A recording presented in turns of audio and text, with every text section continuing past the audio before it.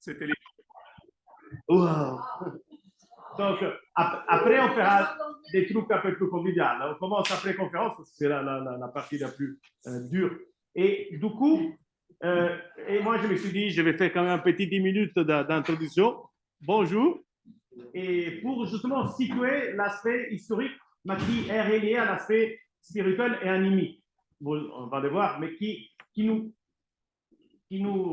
fait à l'intérieur toucher peut-être des cordes qu'on ne connaissait pas.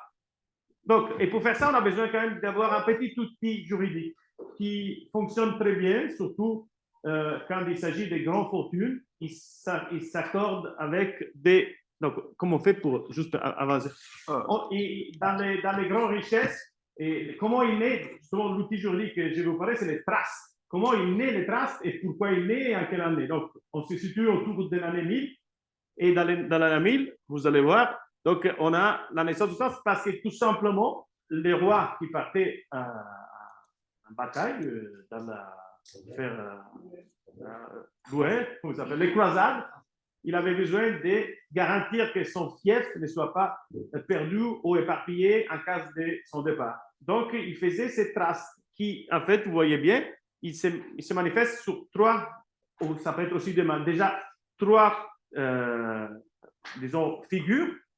Donc, d'un côté, on a justement les trustis au disposant, c'est lui qui, le roi, qui dit, OK, je veux ordonner quelque chose. Mais il faut s'imaginer que c'est quelque chose de très simple. Moi, quand je pars, je peux partir le matin, je pars faire une balade ou une semaine, et je vais dire à ma fille, donc ça aussi, les traces, c'est avant tout quelque chose de très, très, très, très facile à comprendre. Je vais dire à ma fille, occupe-toi de la maison, donne à manger au chat, occupe-toi, je sais pas, de la petite fille, je sais pas, garde les biens et les bénéficiaires, donc c'est qui est à l'intérieur de la maison. L'administrateur, du coup, devient ma fille et moi, je suis le disposant, le trustee.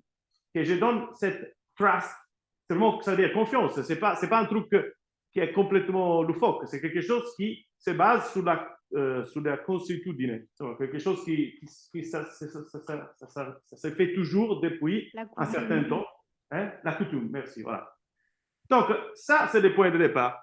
Le point de départ qui est, là, on a Guillaume le Conquérant, mais sinon, ça, on a aussi Henri, vous connaissez l'histoire avec Robin Hood, Henri VIII, Henri VIII et l'autre, là, l'autre roi Santerre. Donc, lui qui part.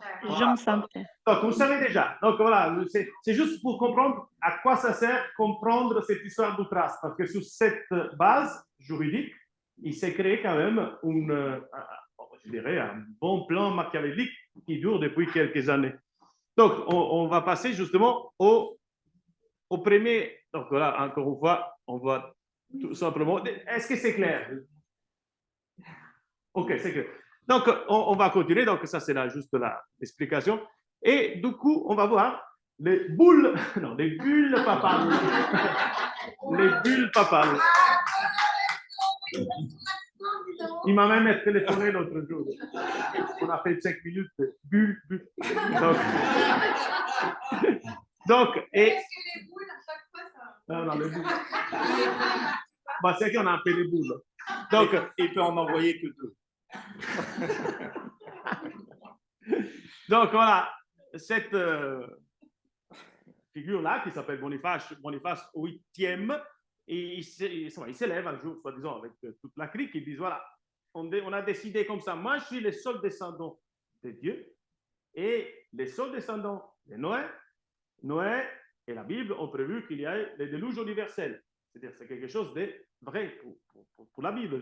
Et du coup, grâce à ça, cette base, je crée ces traces. C'est que la bulle en soi, c'est un trace. Après, il y a toutes les fruits et les trucs elle est énorme. Je ne sais pas combien de pages c'est. Je ne l'ai pas vraiment étudié. Donc, je vous rapporte.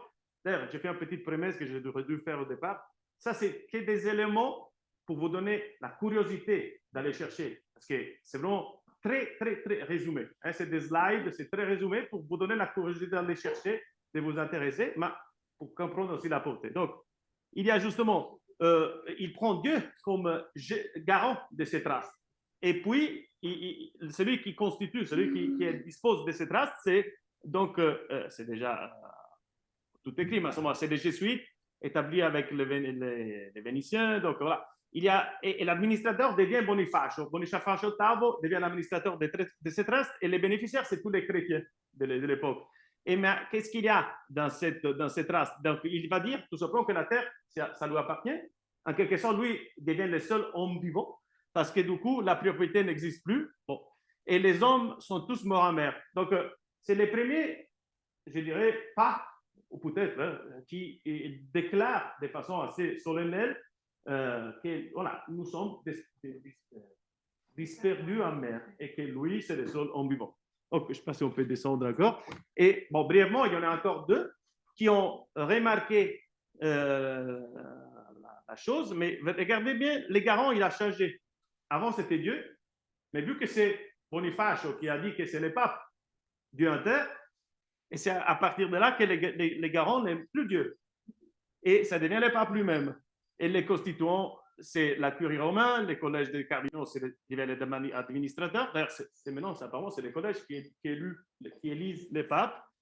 Et puis, un petit changement de l'histoire, parce qu'il y avait l'Amérique qui devait être découverte, parce que bon, c'était quelque chose qu'on savait que ça allait se passer, donc il fallait faire en sorte que les rois d'Espagne et de Portugal qui allaient conquérir les États-Unis, l'Amérique, ils devaient avoir en fait le contrôle du Vatican, donc du pape. Et même la terre qui allait être découverte devait revenir dans en fait l'emprise du pape. Donc même tous les hommes qui allaient découvrir, donc les Indiens d'Amérique, ça devenait automatiquement propriété du pape. Donc voilà, ça, encore une fois, ça c'est les traces.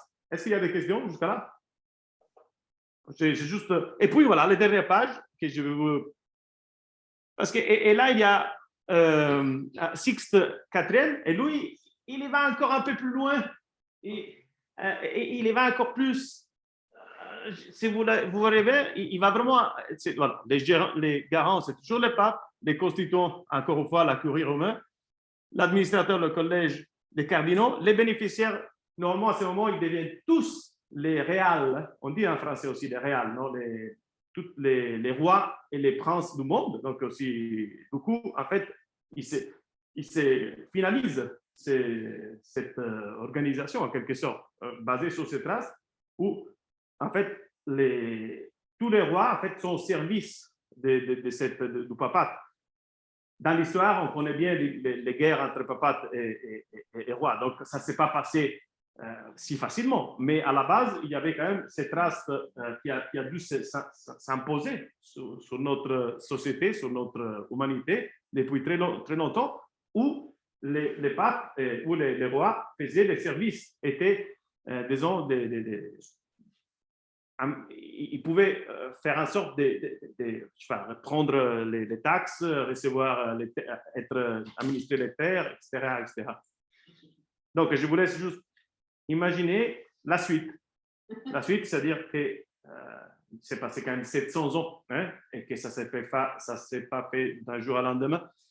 Et un truc très, très intéressant, et là, je vais le dire, il accorde les biens des terres humains vivant sur terre et les considérant incompétents, incapables et soumis à une administration forcée.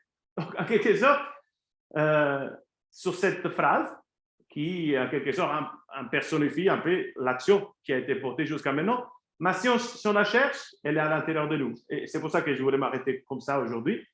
Ce travail-là, c'est un travail avant tout aussi des foi. C'est un travail qui nous interpelle, parce qu'on vit quand même dans un pays chrétien, et d'une façon ou d'une autre, il ne s'agit pas certainement de renoncer à notre foi. Ce n'est pas ça qu'il faut, c'est pas là qu'il faut chercher l'OPPT en quelque sorte.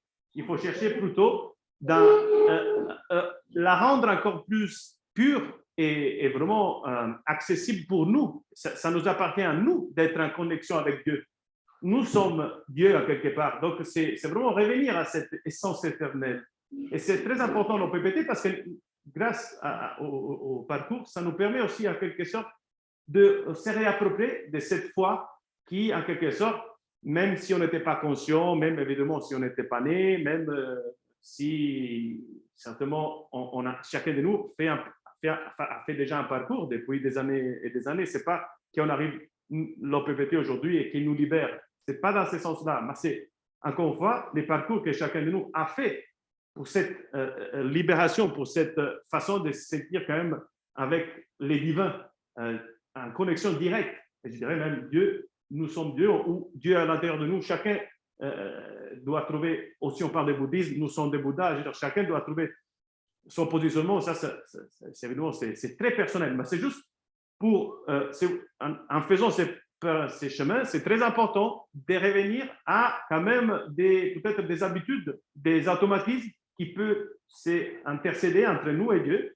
Et puis, la suite de cette présentation, je vais la continuer demain et je laisse la parole à Lucia, s'il n'y a pas de questions d'ailleurs. Oui. Parce que là, tu parles des femmes, mais avant les bulles papales, il y avait Justinien. Ah oui. Vas-y. Donc, le droit justinien, c'est le droit romain, en fait. Oui. Ça, dès le départ. Donc, lui, il était en 500 et quelques. On peut remonter encore plus loin. Donc, parfait. Donc, on peut en parler demain, vu que tu es là demain. Donc, toi, comment ça s'ouvre tellement facile à pas mal de... Ou, si tu veux, tu vas brièvement en parler, ou sinon, parce que vous savez que toi, vous voyez comment c'est ouvert cette histoire. Et c'est pour ça que la question, et on va se poser demain, on va chercher de donner les réponses. Comment c'est possible que ces plans durent depuis si longtemps? On peut l'appeler depuis on veut, comment? Ça, c'est la question. Il faut se la poser à soi-même. Voilà, merci pour la patience avec cette français un peu. N'hésitez pas à vous approcher. Ah. Tu parles le français mieux que moi je parle l'italien. et en plus, on a senti vraiment une certaine énergie que tu as envie de faire passer et que je partage. Donc, je pense que ton français est correct. Parfait. Grazie, merci. Vai, Lucia. Grazie Lorenzo già. Merci déjà pour cette présentation. Et tu arrives à entendre tout le monde à peu près? Oui, c'est la dernière intervention, oui, je l'ai entendu. Je ne vois pas trop les gens en fait parce que j'ai la lumière contre, mais quelque chose j'arrive à entendre en fait. Et c'est que je voulais dire, tu restes sur ta présentation avant que je commence la mienne parce que je souhaiterais dire deux choses qui sont très importantes en fait ici. Déjà, l'intervention, je pense, de Christine, si j'ai reconnu la voix, qui disait qu'avant les bulles papales, il y avait effectivement les codes justiniens en fait.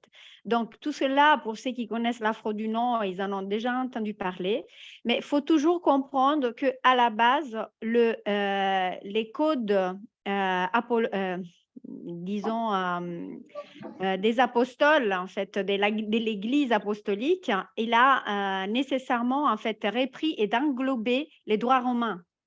Donc, à chaque fois, en fait, il faut comprendre que tout cela, ça remonte à des siècles auparavant, sauf que, en fait, on le verra par la suite, en fait, dans la présentation que je vous montre, l'Église n'a fait que condenser les trois juridictions en fait possibles dans notre dimension, qui sont la juridiction de l'air, de la mer et de la terre.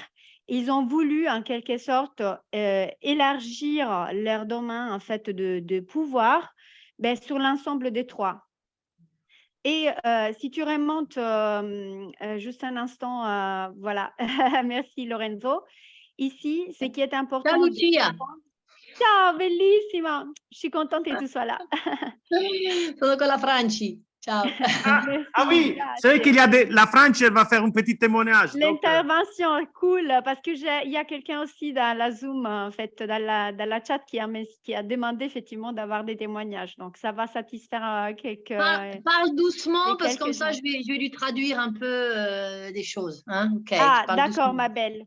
Après, si tu peux enlever tes sons, comme ça, voilà, ça va pas déranger parce que comme il y a la salle, il y a les Zooms, ça va faire un peu trop de bruit. Merci, ma belle. Alors, donc, du coup, il faut comprendre cela. Donc, il faut comprendre que les droits de l'Église ou les bulles papales, en fait, n'a fait qu'englober les droits romains. Et en plus, il faut comprendre que c'est une étape ultérieure à celle qu'on voit là, surtout en fait, voilà, dans cette bulle papale de 1481, parce que là, en fait, on est en train de comparer les hommes à des nourrissons, donc des enfants. Pour ceux qui ont déjà quelques familiarités avec les documents OPBT qu'on utilise et l'adversus interdictum, ça peut parler un peu plus parce que, en fait, un enfant est celui qui n'a pas encore sa responsabilité illimitée sur lui, qui n'a pas complètement sa capacité, effectivement, de se défendre, d'interagir. La pensée logique n'est pas tout à fait complète. Et donc, du coup, en fait, il est considéré comme un incapable. Et pour cette raison, il est sous tutelle. Donc, dans cette bulle papale-là, en fait, on nous considère comme des enfants, donc qui ont besoin de tutelle. Et cela est encore dans les canon law, donc la loi canonique, elle est encore présente. Et si l'on voit, par exemple, l'article 99 que je vous ai mis là, donc normalement, en fait, ils disent que tous ceux qui ne sont pas capables d'utiliser leur raison, donc, ils ne sont pas en fait en mesure d'exercer leur capacité, responsabilité personnelle, ben, ils doivent être considérés comme des enfants.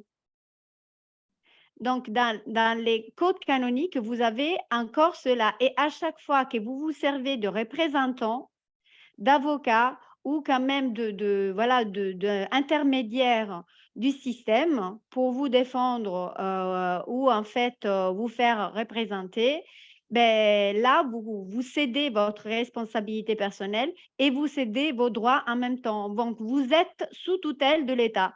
Et comme vous êtes sous tutelle, c'est comme les parents pour les enfants, parce qu'on est des tuteurs, hein, on n'est pas les parents pour eux. On est des tuteurs où l'État reprend en fait les rênes de nos enfants quand on est considéré, nous, incapables même d'être des tuteurs. Donc, d'ailleurs, dans ces contextes-là, vous voyez que pour eux, donc à chaque fois que nous, on délègue, on est des enfants et donc on est des interdits, on est des incapables. Donc, il faut vraiment comprendre cela pour comprendre un peu la suite. Donc, je vais partager maintenant ma présentation. Hop. Ah, Magali, je pense que...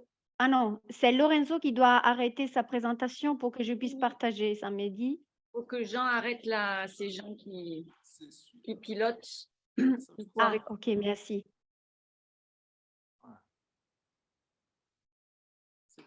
Je pense que c'est bon. Merci. Donc, on va voir maintenant. Partager l'écran. Ok.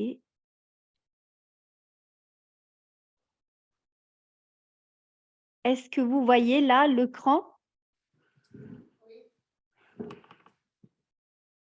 Oui.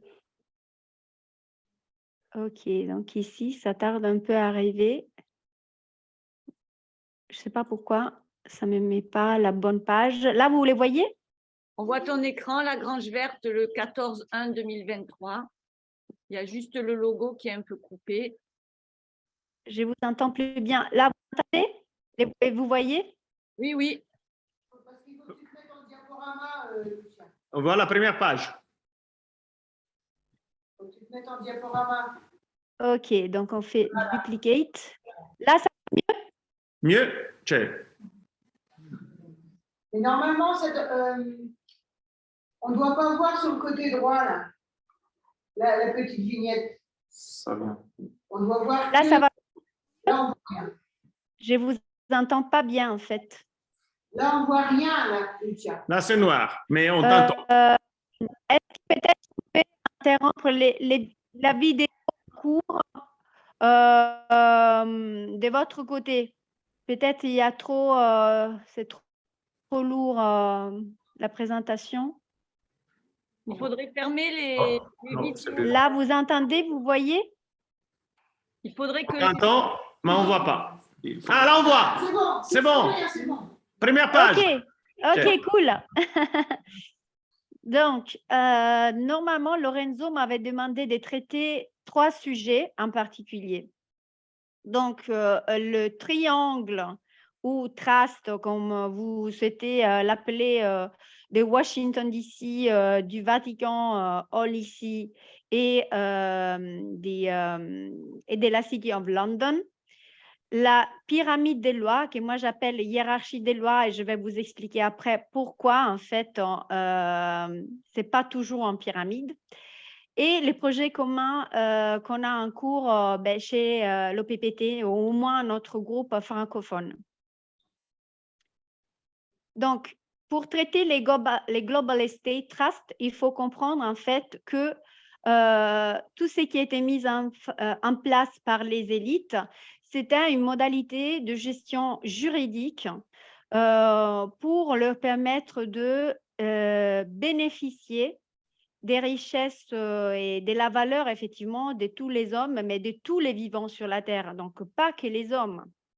Donc, normalement, comme je vous disais, il y a 3 juridictions auxquelles ils étaient intéressés. La juridiction de l'air, donc l'impalpable, tout ce qui n'est pas matériel, donc même nos âmes font partie de cet aspect-là. La terre, la juridiction de la terre, donc tout ce qui est échange, donc l'échange matériel des choses.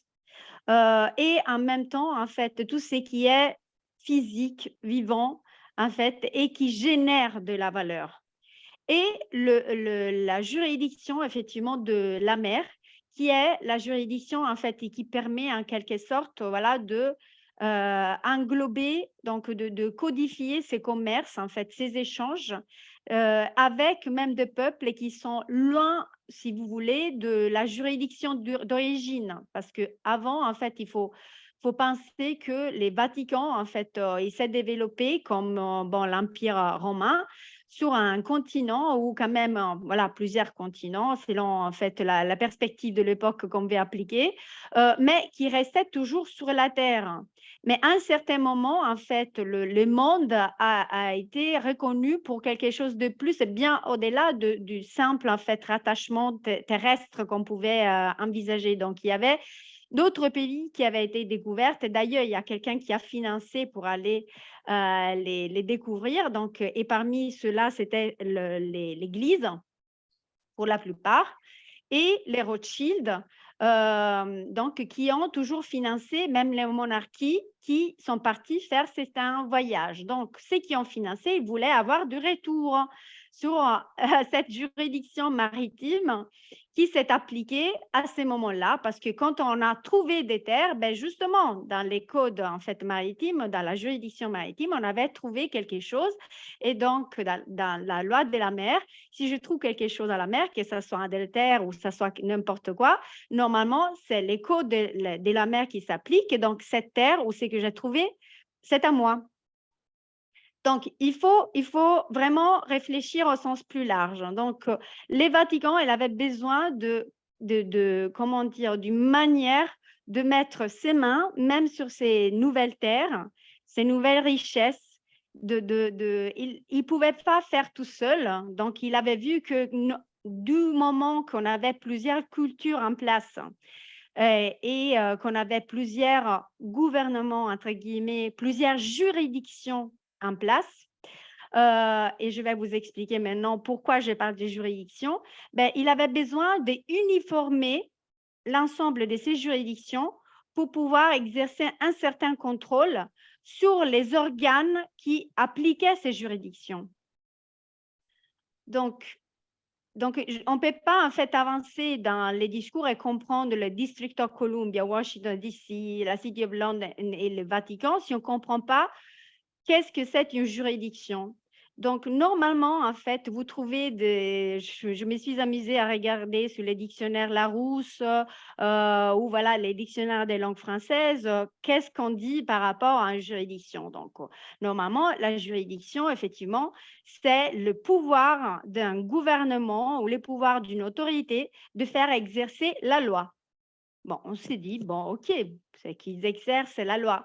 Mais en réalité, si on regarde le Black's Law, et les Black's Law, c'est un peu comme les digesto en droit romain, c'est un peu les dictionnaires, effectivement, du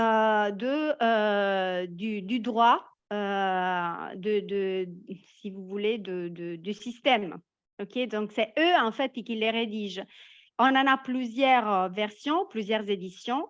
Et moi, je m'amuse toujours à les comparer parce que même leurs standards, ils ont changé, ils ont évolué dans les temps.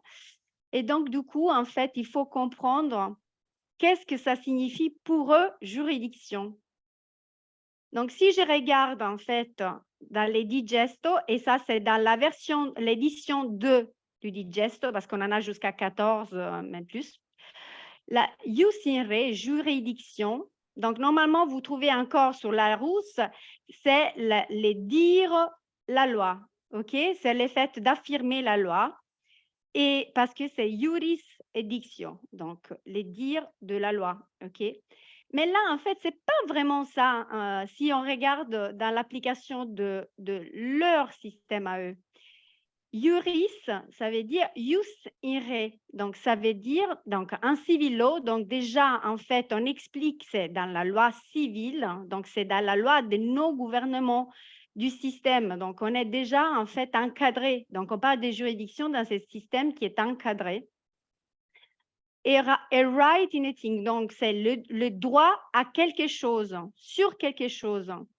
Donc c'est les droits qui existent sur une personne avec en fait en relation à un article ou un sujet ou une propriété inhérent à la relation en fait de celui qui a ses droits par rapport à cette chose ou à cette personne ou à cette propriété et qui implique la complète possession.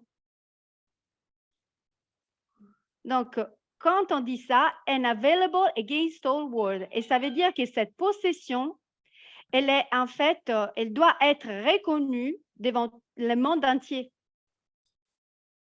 Donc, quand on parle de juridiction, on parle précisément d'un droit qui a quelqu'un ou quelque chose, parce que voilà, on parle quand même de nos gouvernements comme des artifices en réalité, mais le moment où l'on s'identifie avec leur création à eux, donc la personne physique, etc., donc c'est le droit qu'ils ont sur nous, complet, comme en fait si nous, on était leur possession. Et c'est là, eh bien, dans le Black's Law, donc c'est bien dans leur dictionnaire à eux. Donc voilà, on ne va pas piocher, on ne va pas inventer des choses. Après, ce qui est intéressant, qu'on peut aller même plus loin, parce qu'il y a même jus in personam. Donc, les droits contre, en fait, quelqu'un, donc une personne, les droits qu'on a vers une personne. A right which gives its possessor a power to oblige another person to give or procure, to do or not to do something. Donc, les droits qui donnent au possesseur de ces droits les pouvoirs d'obliger quelqu'un d'autre à donner ou à to procure ou à fournir quelque chose, de faire ou de ne pas faire quelque chose.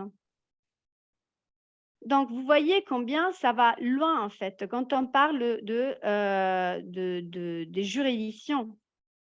Après, en fait, on a même un autre type d'interprétation, mais là, ça renforce plus ce qu'on a dit là sur les jus in rem, donc juris. Donc, on a jus ad rem aussi, donc ça veut dire le droit vers quelque chose. Donc, moi, par exemple, en fait, ici, il la distingue du fait qu'il y a la possession qui est impliquée ou en fait, qui ne l'est pas, en fait, cette possession qui n'est pas appliquée. Par exemple, c'est un droit qui s'applique par une personne sur un article en particulier de la propriété en vertu d'un contrat ou d'une obligation. Donc, en quelque sorte, là, en fait, on parle déjà de contrat. Donc, et on peut se demander pourquoi on parle d'un contrat lorsqu'on parle de loi. Parce que justement, les Black's Law, c'est un dictionnaire de droit commercial qui a été adopté pour les publics de manière frauduleuse. Donc là, en fait, la jus ad rem, on parle d'un contrat. Moi, je peux exercer un droit, donc j'ai ma juridiction sur quelque chose, ben justement parce que j'ai un contrat qui me permette de faire ça.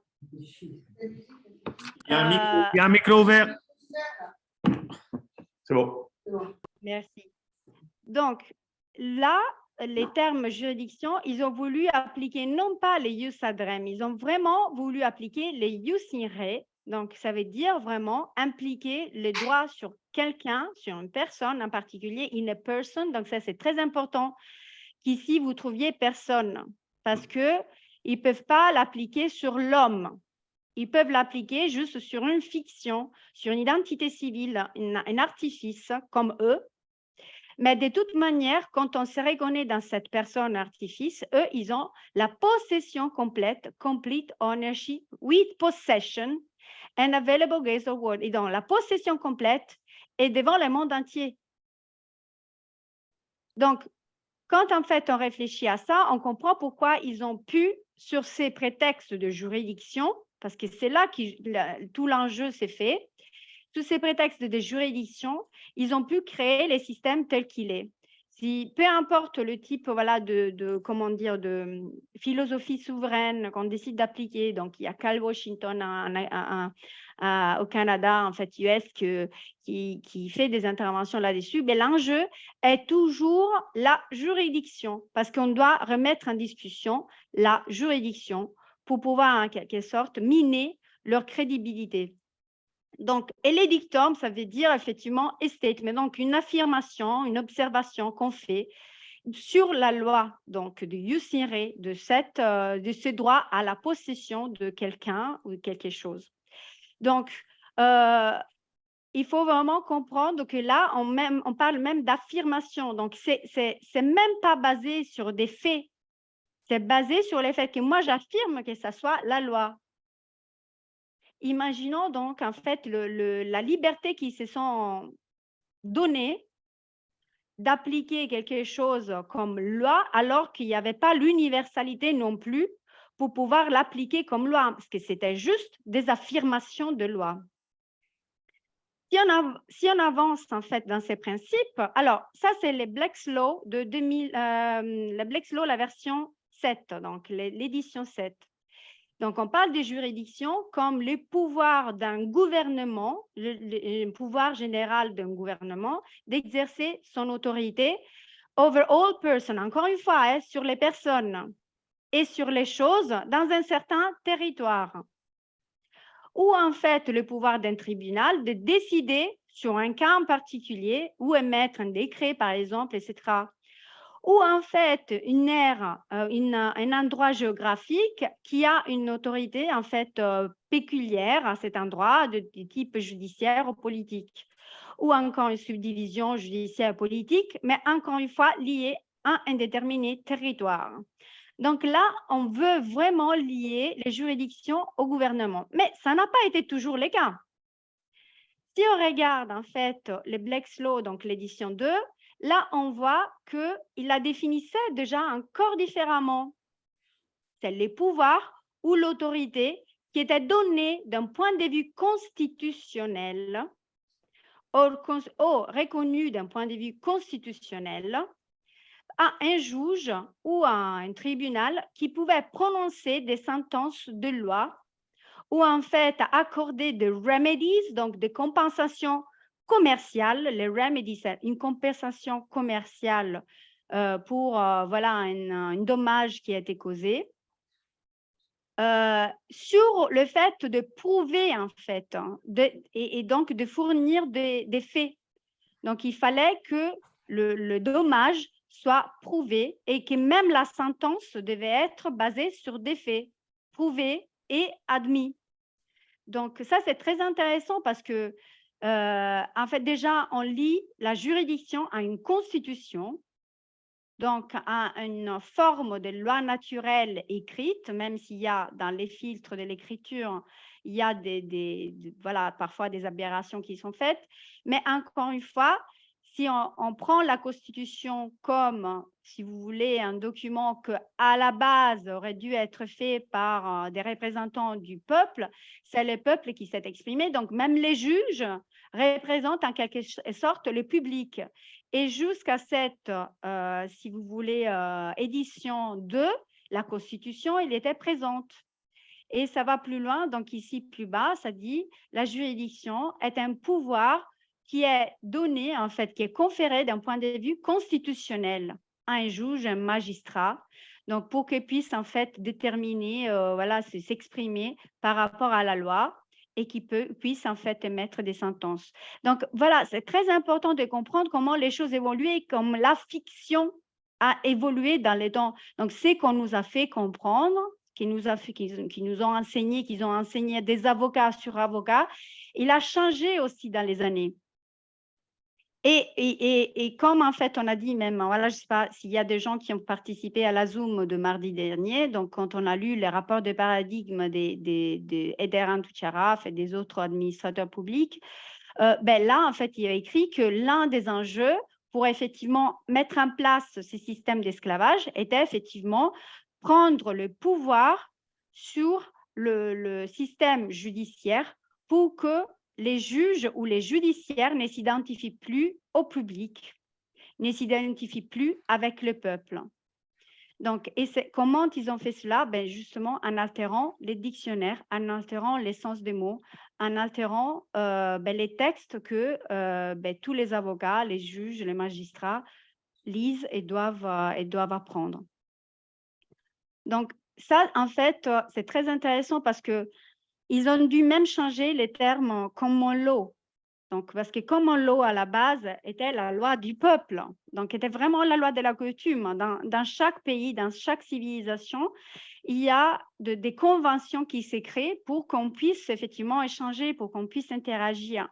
Et donc, on voit que là, ils ont dû même arriver à altérer les principes de common law, qui étaient à la base la loi du peuple, qui se déterminait, et ils l'ont transformé comment? Donc, une place où les systèmes légaux dérivent et c'est surtout, en fait, voilà, c'est dans un système anglo-saxon, en fait, donc dans l'Angleterre, des États-Unis et de l'Australie. Donc, ils ont changé tout cela et en plus, voilà, ils l'ont rendu comme ce qu'on connaît aujourd'hui, donc une sorte de droit civil à l'anglo-saxon.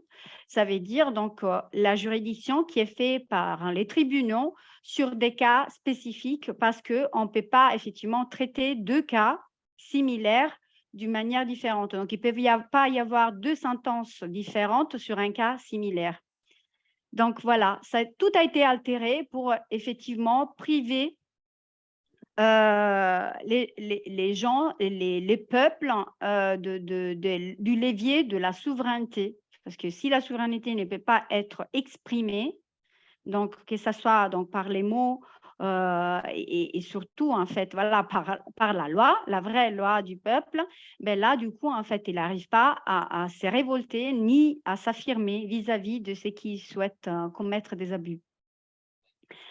Et encore une fois, on retrouve la juridiction dans la chose. Donc, c'est ce qu'on a dit tout à l'heure. Donc, à chaque fois, c'est les pouvoirs du tribunal de déterminer les droits sur quelque chose, donc sur une propriété, le pouvoir de la saisir et de la maintenir, de la garder. Donc, vous voyez donc que les termes juridiction est un terme clé qu'il faut vraiment comprendre. Et après, donc la même chose qu'on a vu tout à l'heure, donc la juridiction sur les personnes. Donc, encore une fois, c'est exactement la même chose. Donc, donc le pouvoir d'un tribunal, en fait, de prendre, en fait, de porter une personne à un procès et qui donne, en fait, normalement à des droits de personnes et qui, en fait, protège de propriétés et les intérêts, mais encore une fois, par qui les intérêts ne sont plus de la personne, mais sont de l'État qui en a la tutelle. Et je termine disons, la digression un peu sur les juridictions par la juridiction du consentement. Donc, vous voyez que le consentement a un énorme poids. Même s'ils pouvaient le négliger, ils n'ont pas pu le faire. Pourquoi? Parce que ça fait partie des lois universelles. Donc, ils ne peuvent pas négliger les lois universelles, peu importe en fait ce qu'ils font. Les consentements, ça fait partie du libre arbitre. Donc, du coup, ils devaient rentrer cela même dans leur dictionnaire à eux. Et la juridiction du consentement prévoit que c'est une juridiction. Donc, si moi, je me mets d'accord avec quelqu'un, donc entre parties, je me mets d'accord avec quelqu'un, c'est là à une juridiction indépendante qui est déterminée par l'accord et les contrats qu'on a mis en place.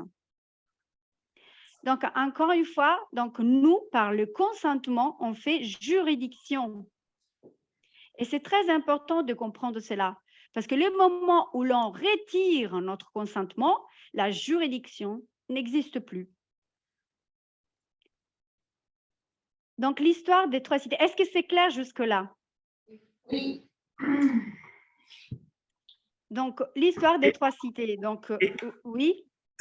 Et peut-être, à un certain moment, il faut penser qu'il y a la Franci pour faire un petit partage de témoignages. Je ne sais pas si, juste, mais à demander peut-être. Voilà. À part ça, tout part.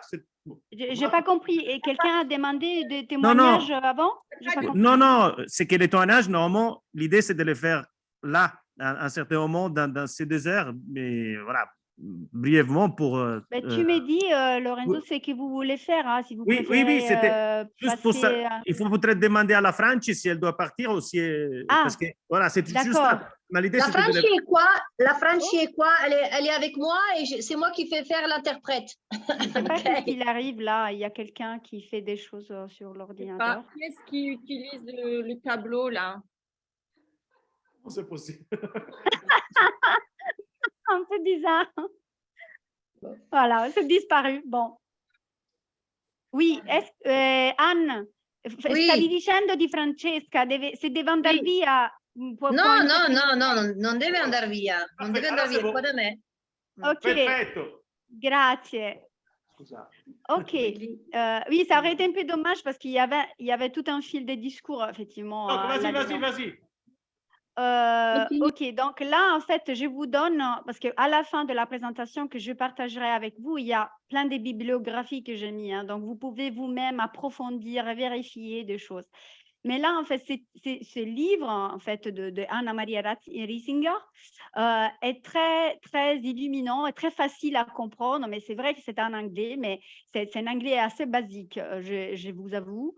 Et il y a plein, en fait, d'images qui aussi clarifient les choses. Donc, j'en ai pris 3 en particulier. Donc, c'est que je vous disais que normalement, en fait, les contrôles total en fait qu'il voulait assumer justement, c'était sur les 3 juridictions, encore une fois, jus in re, donc vraiment les pouvoirs, la possession, la propriété totale sur tout ce qui était possible, donc la juridiction de l'air, de la mer et de la terre. Et cela a été fait comment? Donc les papes, normalement, comme en fait, c'est la clé de l'immortalité, si vous voulez, dans l'âme. Donc, justement, lui, elle était l'héritier, selon son avis, de Dieu, ou comment on souhaite l'appeler.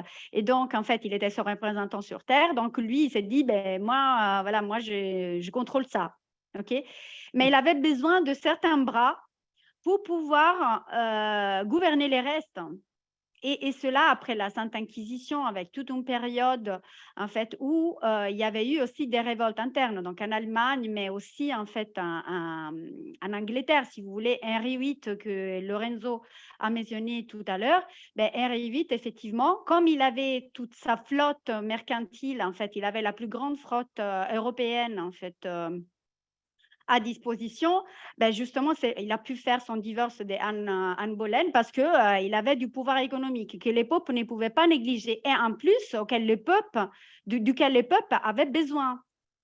Donc, c'est là, en fait, où il y a eu cette ingéniosité incroyable de se dire, OK, donc on fait en sorte que tous, en fait, on peut bénéficier de quelque chose. Donc, encore les monarques anglais, même s'il y a eu cette instance de divorce qui, normalement, dans l'Église catholique n'est pas acceptée, encore les gouvernants, en fait, les monarques anglais sont couronnés par l'Église.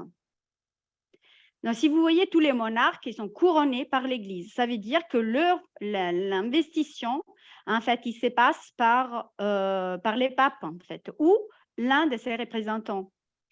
Donc, les papes a dit, ben, moi, je reste au sommet et en même temps, je ne suis même pas administrateur de ces traces parce que comme je suis propriétaire de tout et je suis le bénéficiaire de tout, je ne suis même pas l'administrateur. Moi, je ne vais pas de ce rôle. Donc, je vous laisse contrôler, je vous fais les exécuteurs de tout cela et en même temps, vous bénéficiez jusqu'à ce que moi, je le décide, vous bénéficiez de tout ce qui est sur Terre. Et donc, la juridiction de la mer a été gérée par les monarques britanniques et la juridiction de la terre par qui? Normalement, par les monarques espagnols, mais les monarques espagnols étaient et français, parce que la France était aussi impliquée là-dedans. Donc, ils étaient tous comment, en fait? Ils étaient tous entrelacés parce que les familles, si vous avez, voilà, pour ceux qui connaissent un peu l'histoire, se sont tous entrelacés, en fait. Voilà, les mariages sur mariages de convenances qui étaient mis en place. Donc, la monarchie était une, en finale, en Europe. Donc, et la monarchie n'a jamais disparu. Dans tous nos drapeaux, dans tous les drapeaux européens, il y a le blanc.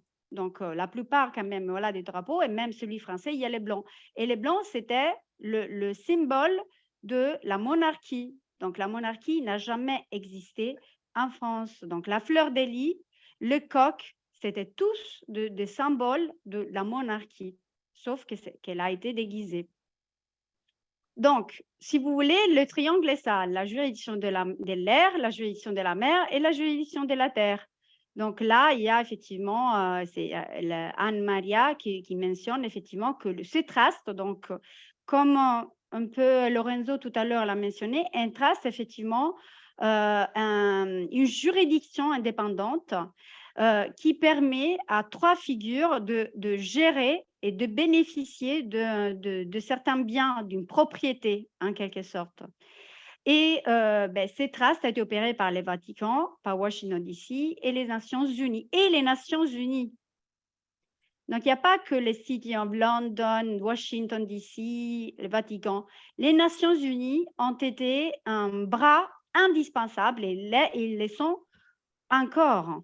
Et ça, en fait, vous allez le voir.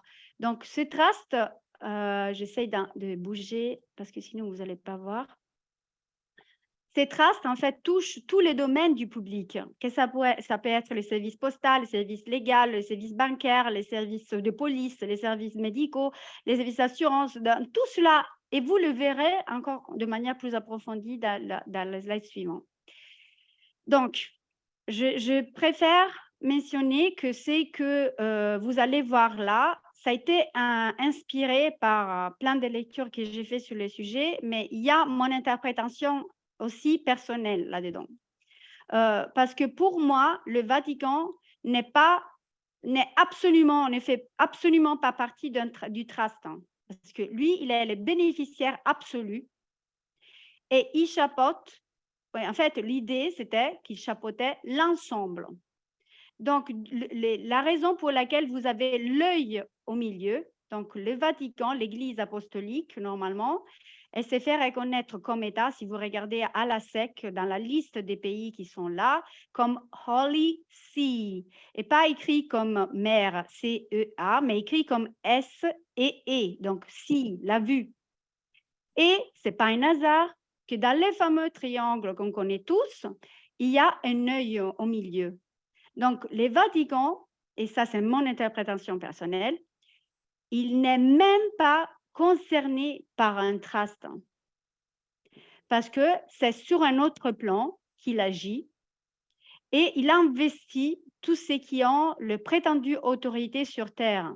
Mais en même temps, il est le bénéficiaire, ou il était le bénéficiaire, parce que voilà, du moment qu'on est en train de faire des choses, on peut parler au passé, et qui a déjà été fait par l'OPPT, donc on peut parler au passé. Donc, il était en dehors de tout cela et il s'est servi de certains bras. Donc, le Vatican, ça, il y a un coat of arms, donc il y a un blason déjà pour les Holy See, qui est ça. Ça, c'est les coat of arms. Donc, il y a la clé de la terre, il y a la clé du paradis, voilà, et il y a une couronne. Donc, voilà, il se couronne même les ombres qui peuvent être en Vatican. Et il est enregistré, donc la Santa Sede est enregistrée au Dunsenbrath Street. Donc, ils ont un code commercial là-dedans. Comme je disais, c'est la juridiction de l'air et c'est la juridiction qui a l'immortalité, en quelque sorte. Ils prétendent en fait gérer l'immortalité de tout ce qui est impalpable et inclut nos âmes, d'où l'investition des autres monarques. C'est cet empire-là, en fait, l'empire du Vatican, qui en quelque sorte a posé ses bases sur l'empire romain. Donc, les chrétiens qui ont fait les révoltes et en quelque sorte, ils ont subverti l'empire romain. Ils ont eu un rôle bien plus grand que ce qu'on étudie à l'école. Et la loi du canon. Donc, même si vous voulez, les droits, même les codes justiniens, parce qu'à cette époque-là, déjà, il y avait une commission avec l'Église. Donc, voilà, par Constantin, il y avait eu déjà des choses. Et en fait, les canon law, la loi canonique, était à la base, si vous voulez, du droit civil qui est venu par la suite. Donc, et ça, en fait, si vous tapez même voilà, les codes justiniens, vous verrez que l'Église était dans sa rédaction et même les codes justiniens commencent par les codes canoniques. Donc, pour vous dire combien c'est entrelacé et le poids qu'il a eu. Et normalement, en fait, le Holy See n'est même pas une nation reconnue internationalement. Et la preuve est qu'en fait, il s'agit d'observateurs dans les Nations Unies. C'est un peu comme la Suisse. La Suisse, elle a le même rôle. Donc, il ne fait pas partie des Nations Unies. Il est un observateur. Donc, mais même si elle n'est pas reconnue comme nation, il lui est assuré, d'un point de vue international, la pleine propriété, la domination exclusive et l'autorité et juridiction souveraine sur les Saints-Sièges. Donc, vous imaginez, donc, nous, des souverains, donc on n'est pas reconnu comme nation, mais pour eux, on ne peut pas avoir la pleine autorité. Ben, les Saints-Sièges, oui. Donc, pourquoi, en fait, aussi, il faut vraiment relier les points du puzzle. Justement parce qu'il n'en a pas besoin. Il n'a pas besoin d'être reconnu parce qu'il perdrait, les moments où il était reconnu, il perdrait sa souveraineté. Parce qu'être reconnu par d'autres autorités, ça signifie perdre son autorité. Donc voilà, mais c'est mon interprétation personnelle, mais tout cela a une certaine logique. Et je vous laisse approfondir à vous faire votre opinion personnelle. Et il y a un autre élément qui est très intéressant par rapport à ça, c'est unidroit. Donc, on parle de l'UCC. Hein, chez l'OPPT, on parle beaucoup du Code de commerce uniforme. Mais le Code de commerce uniforme, en réalité, c'était qui? Donc, le propriétaire de ces codes était, avant la forclusion, parce que maintenant, ça appartient à l'essence éternelle, mais était unidroit. Et unidroit, c'est une société du Saint-Siège, un organe auxiliaire de la Ligue des Nations qui est née en 1926. Et c'est très intéressant, en fait. Et d'ailleurs, les sièges à 100 mètres du Saint-Siège, hein, donc à Rome, via Panisperna. Donc, c'est un organe auxiliaire de la Ligue des Nations. Pour ceux qui ne connaissent pas, après la Première Guerre mondiale, Woodrow Wilson, le président des États-Unis, il a voulu faire ce geste vraiment bénévole pour se dire, voilà, les pauvres pays qui sont détruits après cette guerre, etc. Donc, ils ont besoin d'aide. Donc, du coup, et en plus, il n'y avait pas de gouvernement qui était vraiment, comment dire, solide à la base, parce que justement, ils sortaient quand même d'une guerre. Hein. Tout était remis en question. Les guerres sont faites pour ça, d'ailleurs. Donc en fait, qu'est-ce qu'ils ont fait? Woodrow Wilson a dit, ben, alors là, vous savez, on va mettre en place une Ligue des Nations et tous les pays qui n'ont pas un gouvernement, en fait, ben, c'est ce qu'ils font même aujourd'hui, hein, mais là, c'est écrit, c'est noir sur blanc, en fait. C'est dans les covenants, c'est dans l'accord de la Ligue des Nations qui est valable encore aujourd'hui et elle est dans les traités de Versailles. Donc, qu'est-ce qu'il s'est dit, c'est Woodrow Wilson? Il dit, ben, il les met dans l'accord que tous les pays qui n'ont pas de gouvernement stable et qui ont subi effectivement la destruction de la guerre, ben, qu'ils soient sous tutelle, ça vous rappelle quelque chose, la tutelle? Et qu'ils soient sous tutelle des pays modernes, civilisés, qui ont un gouvernement stable. Ben, à l'époque, c'était qui avait un gouvernement stable? Les États-Unis. Sauf que les États-Unis, encore à l'époque, ils étaient presque en faillite. Oh, quel hasard, hein? Donc, il y avait une guerre alors que les États-Unis étaient presque en faillite. Bah, c'est juste un hasard. Et c'est à ce moment-là aussi, vraiment avec Woodrow Wilson, qui est née la Federal Reserve. Donc, du coup, la banque des banques, celle qui deviendra la banque des banques, et celle qui a ouvert, bon, après à Bretton Woods, à tout ce qu'on connaît, et qui a mentionné aussi dans les rapports de paradigme qu'on a lu mardi dernier, donc c'est Woodrow Wilson, ben, justement, et il a fait partie de la création, donc il a en quelque sorte été complice du Vatican avec tous ce qu'on appelle dans les bullet reports, les principaux, donc les dirigeants des différents pays, pour créer cette Ligue des Nations. Consciemment ou inconsciemment, ils ont en quelque sorte créé des colonies sous l'État américain. Est-ce que c'est clair jusqu'à là?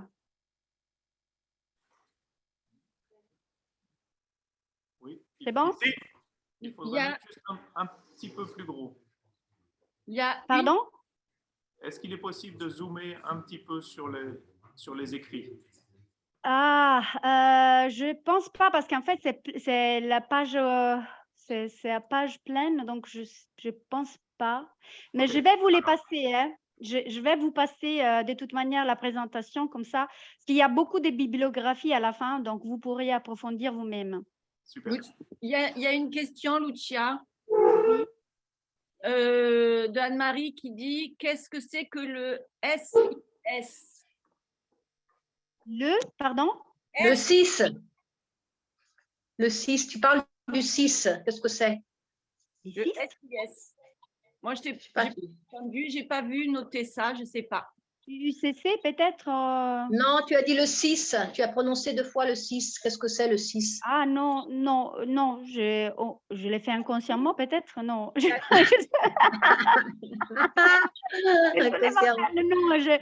Holy See, peut-être Holy See, les six. Ah oui, Comme voir, hein, comme vue. OK. C'est qui explique, comme je disais, l'œil au milieu du traste. Holy See, ce serait le 6. OK. Voilà, la vue. OK.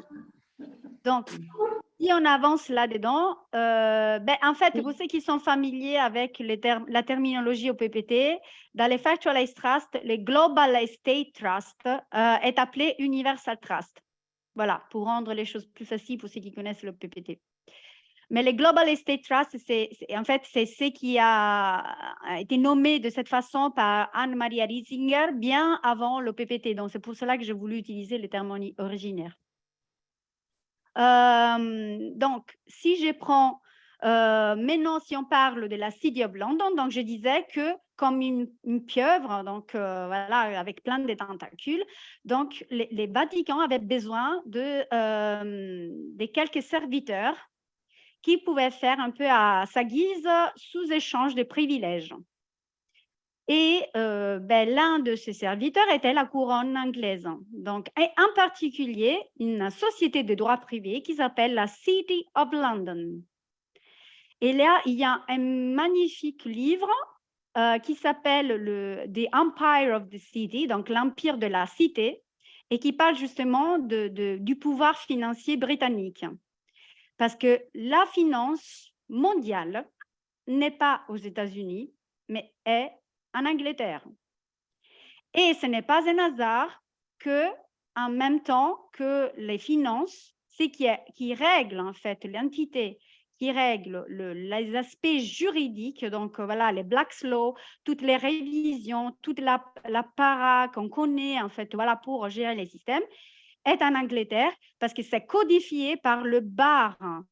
Donc, dans le monde entier, vous entendez le bar. Il y a le bar de Washington, il y a le bar de partout. En fait, c'est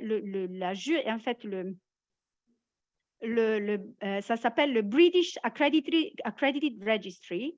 Et ça veut dire, en fait, le registre des avocats, des magistrats, des juges, en fait, qui peuvent s'exprimer, en fait, et peuvent exercer d'un point de vue international. Donc, et on pense même d'un point de vue local, parce que ça vient tout de là. Oui? Et juste, les notaires sont enregistrés au Vatican? Est-ce que j'ai mal compris? Exactement. Voilà. Exactement. Les notaires, mais en fait, tout passe par les bars. Tout passe par le bar d'Angleterre. Ah, ok.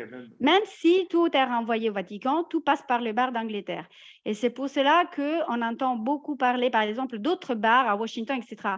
Mais la définition, en fait, l'acronyme de bar, ça vient de British Accredited Registry. Sauf que maintenant, on entend, voilà, moi, j'ai fait plein de recherches sur Internet et vous voyez que des gens disent, oui, c'est le bar, c'est les bâtons, vous savez, de la barque, parce que c'est les droits maritimes, etc. Mais non, c'est un acronyme. Et cet acronyme est resté, même s'il est employé partout, parce qu'il y a une hiérarchie là-dedans, qui est celle de la City of London. Donc, la finance et la justice, un binôme parfait, est géré par la City of London. Donc, quand on parle de là, donc, comme je vous disais, d'Henri VIII, donc, il y a eu cet accord voilà, entre l'Église et la couronne, où l'on se disait, ben, moi, je te laisse faire, donc tu fais ton divorce, mais tu continues à me mettre à disposition les bateaux, en fait, et on partage les gains de tout cela. Donc, les accords qu'il y a eu, c'est pas pour qu'il obtienne, en fait, voilà, ces divorces et qu'il continue en quelque sorte, c'était qu'il continuait effectivement à opérer pour les Vaticans. Donc, rien ne s'est terminé avec la séparation, si vous voulez, de deux types d'églises. Rien du tout. Donc, là, en fait, on applique la juridiction de la mère, c'est la loi de l'amirauté dont on entend beaucoup parler. Elle est exercée par le bar. Donc, tous les avocats qui sont enregistrés là, qui font des études et qui font des études sur la base du dictionnaire que je vous ai mentionné tout à l'heure, qu'est-ce qu'ils peuvent appliquer selon vous? Ils n'ont pas d'autre choix, en fait. Ils sont formatés sur la base de certaines connaissances qu'ils pensent avoir, mais qui les ont été injectées. Donc, et d'ailleurs, faites attention. Donc, domine dirige nos. Donc, les seigneurs nous dirigent. Donc, les Vaticans, il y est. Les Vaticans, il y est. Et il y a aussi, voilà, si vous voulez, ces sortes de griffons, etc. Mais vous les trouverez dans un autre blason que je vais vous montrer à la fin. Après, il y a quoi donc? Il y a les District of Columbia, Washington DC. Donc, les dépôts UPPT, normalement, ils sont conservés à l'archive du District of Columbia. Pourquoi? Parce que c'est les bras administratifs et en même temps, c'est le bras de la défense, donc la force militaire. Et on a bien vu effectivement que c'était le cas. Donc, bien que ce District of Columbia, encore une fois, société privée avec un numéro de DUNS, etc., donc dans la liste aussi des pays de la SEC, même s'il n'est pas un pays normalement, hein, c'est juste une ville. Donc, il y a même un district, donc c'est même juste une partie de la ville. Hein. Mais en fait, il est prétendu avoir le pouvoir sous les congrès d'Amérique, de fédération indépendante d'Amérique. C'est quelque chose d'hallucinant. Et ce District of Columbia, en quelque sorte, il gère aussi la puissance militaire des États fédéraux, mais de manière frauduleuse et légale. Pourquoi? Parce que si on prend, et c'est pour cela que je vous ai mis l'article 1, la section 8 et la clause 17, effectivement, de la République constitutionnelle américaine, enfin, normalement, en fait, il a les pouvoirs absolus de gérer cette force, en fait, les ressources des Amériques, mais qui sont sur son territoire. Donc, c'est vraiment une prétention, le fait qu'ils utilisent, encore une fois, les ressources, la valeur du peuple des États-Unis d'Amérique pour voilà, ses fins personnelles, de profit personnel, etc.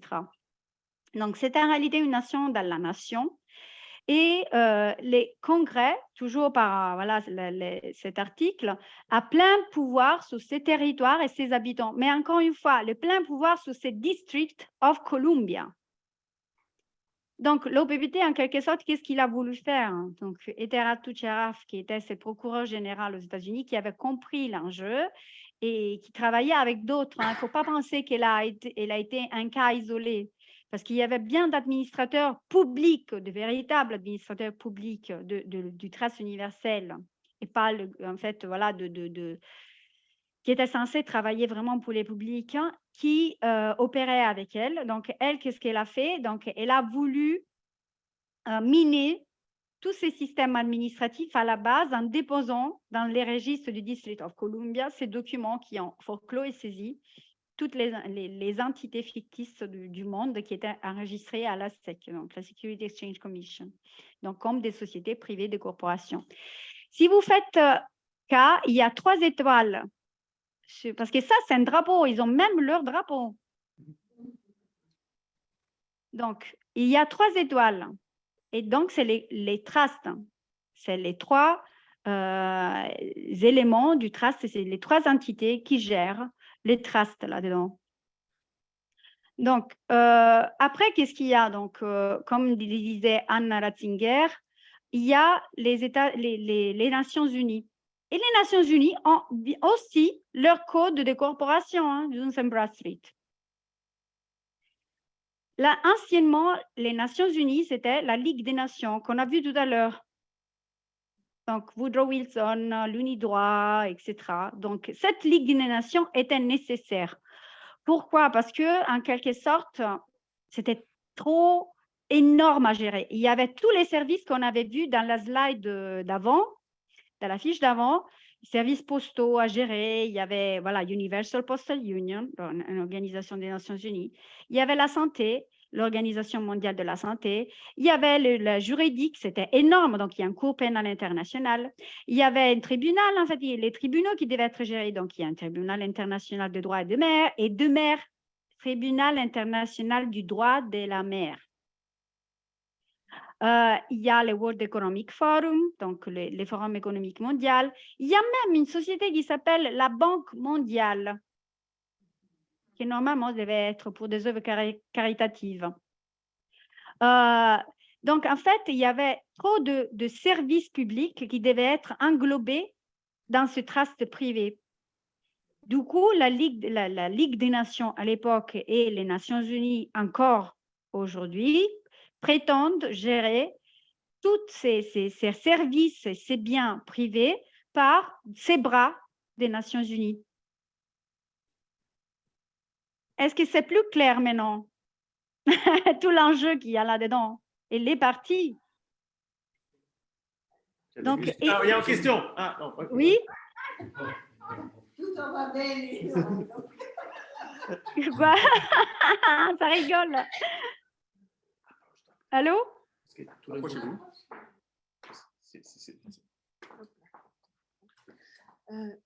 Oui, Lucia, tout à l'heure, tu as parlé du blanc qui correspondait au niveau des drapeaux à la monarchie. Oui. Et le rouge, alors? Est-ce que tu sais le rouge? Les sons. Oui, j'y avais pensé, mais je voulais avoir la confirmation. Oui, c'est tout est appliqué par la violence. Hein. Oui. C'était en quelque sorte, ils l'ont fait passer comme si c'est les sons de la passion, voilà, mais oui. Honnêtement, oui. Si on regarde si on regarde comme la Révolution française, et je veux pas critiquer hein, s'il y a des gens qui pensent que la Révolution française a été quelque chose de bien ou qui a été faite en bonne foi. Je ne vais pas critiquer chacun, c'est son opinion.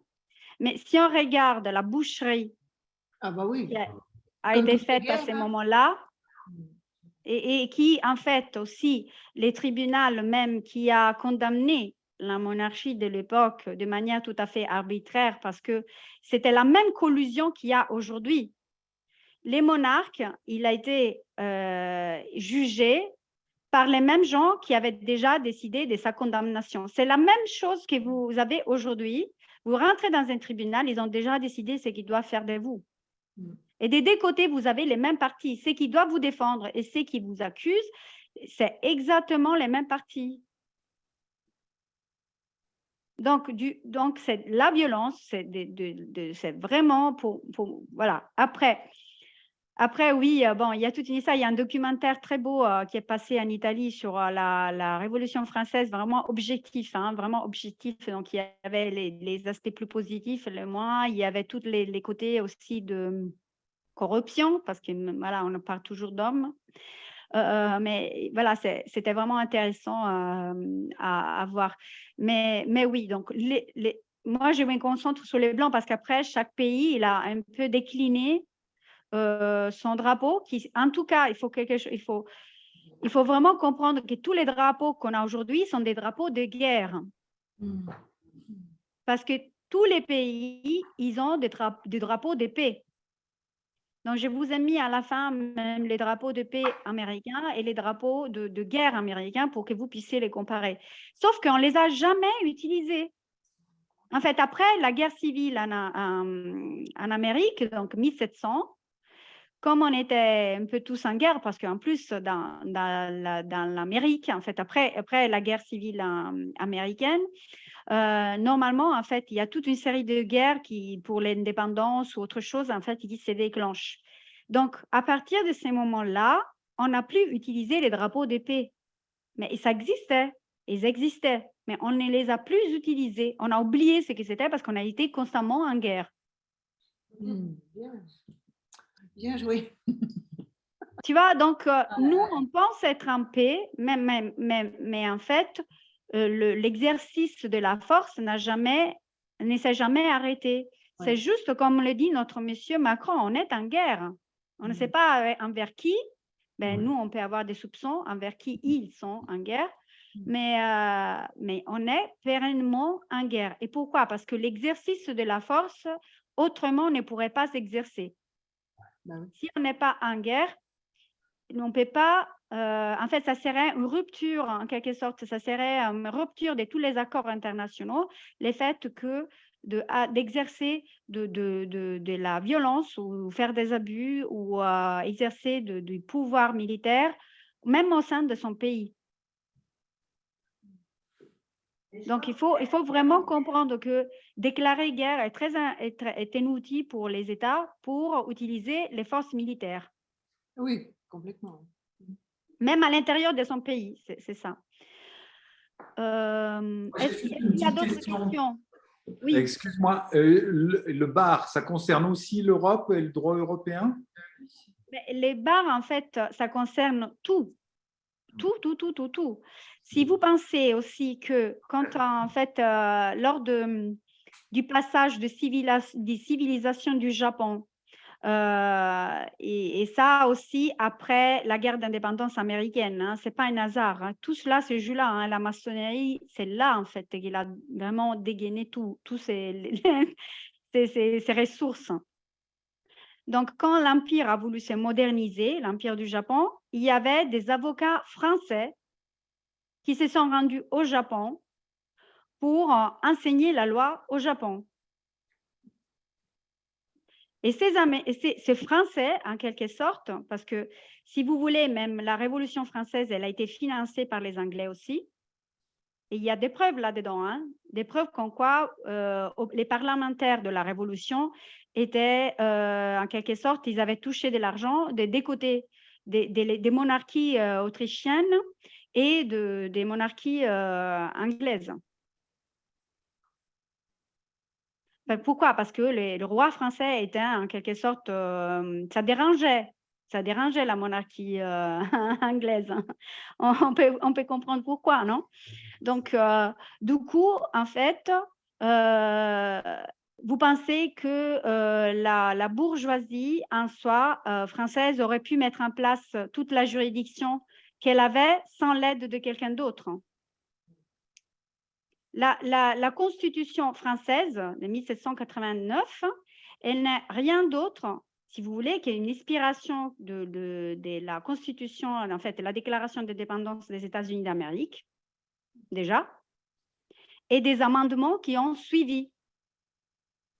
Et dans les amendements qui ont suivi, par exemple, il y avait l'abolition, au début de l'abolition de l'esclavage, et après, ça a été réintroduit. Hein. Donc, il ne faut pas non plus déconner là-dedans. Hein. Donc, c'est pour cela que l'OPPT a repris la déclaration d'indépendance de 1776, vraiment la première, parce que dans les amendements successifs, comme celui de 93, l'esclavage, il était à nouveau dedans. En fait, il n'était plus aboli. Donc, tout cela, en fait, toutes les constitutions de ces mondes ont été inspirées par des pouvoirs maçonniques qui avaient c'était déjà en fait imposé partout en fait, mais en fait qui étaient exportés si vous voulez, de l'Empire britannique, parce que l'Amérique était encore une colonie américaine. Et je vous dis encore plus, voilà, juste pour terminer la boucle, clore la boucle. Il y avait le 12e article, si je ne me trompe pas, 12e amendement, en fait, à la Constitution en fait, des États-Unis d'Amérique. Et dans cet amendement-là, normalement, c'était clair et net que ceux qui avaient recouvert des rôles en fait, sous des autorités gouvernements étrangers, et évidemment, ils voulaient exclure l'Angleterre là-dedans, parce qu'ils voulaient se rendre indépendants, ne pouvaient pas recouvrir des rôles publics dans les nouveaux gouvernements américains. Mais la couronne, the Crown, qui a son numéro de DUNS aussi, c'est une corporation, hein, la couronne anglaise. The Crown, normalement, il leur a dit, OK, parce qu'ils voulaient effectivement terminer la guerre, et parce qu'en fait, ça leur convenait, parce que ça lui coûtait cher. Et il a dit, mais OK, mais on élimine alors ce 12e amendement. Donc, je vous reconnais l'indépendance, mais on élimine ce 12e amendement. Donc, ceux qui, en final, étaient au Parlement américain à cette époque-là, ont accepté. Donc, du coup, même si l'Amérique, en quelque sorte, s'était rendue indépendante de l'Angleterre, et on nous fait comprendre ça par l'histoire, en réalité, par cet amendement-là qui a été éliminé, en réalité, la couronne britannique, elle a été toujours, elle s'est toujours infiltrée dans les pouvoirs, les autorités du pays. Et donc, du coup, elle n'a jamais, en quelque sorte, terminé d'exercer son emprise. Et ça, si vous pouvez les trouver. Voilà, je mis de la bibliographie, vous pourrez les vérifier par vous-même. J'ai une petite question, Lucia, scusami. Oui, si. Juste pour Dis-moi. Barbara Banco vient de se connecter. Ah, génial! Ciao Lucia! Ciao, cara! Ciao, Barbara! Ciao a tutti! Ciao Barbara! Bonsoir! Magnifique! Ciao! È sempre dire, bonsoir! Siamo Buon qua con la bello. Franci. Sono in macchina. Volevo però farvi un abbraccio enorme e dirvi che vi voglio un sacco bene. Tanto, che bella! Ciao Lucia! Un piacere Ciao, vederti. Barbara, grazie di essere passata. Vuoi dire, non so se era previsto qualcosa, Lorenzo, con Barbara? Lorenzo mi ha chiesto di entrare perché Esatto, solo un bacio se vuoi dire. Ah, ok. sto andando verso Equilandia per la TV e Ah, ok. vi posso abbracciare tutti fortissimissimo, ringraziare tantissimo. Si. Elle vous tient dans les bras tous. E Cosa fa? Il y a notre rencontre dimanche. voglio ringraziare Ciao. tutti. Ciao Anne-Marie. Voglio ringraziare tutti e in special modo Anne-Marie, Lucia e Lorenzo, che sono una forza della natura. Vi voglio ringraziare. Ringraziamo te. Noi ringraziamo te. Grazie a te E per averci grazie dato lo Grazie a te e a slancio. Lucia, che siete fortissime. Vero. Truc de la directe. Come dire. Voilà. Barbara, c'est la Lucia en Italie. Donc voilà, juste. No, même pas loin, no. Sì, sì, è vero, è vero. Moi, pas loin. Sì, sì. Vi abbraccio tantissimo, vi ringrazio. Penso che la connessione non reggerà molto. E quindi Buon viaggio. vi ascolto per un po' Ok. finché non cade. Grazie. Grazie. Ciao, buon viaggio. Ciao, ciao, Grazie. un abbraccio. Donc, une question. Oui. On peut? On peut? Bien sûr. Ah. C'est- Oui, elle n'est pas là, si? Oui, vas-y, vas-y. Oui, bonjour Lucia.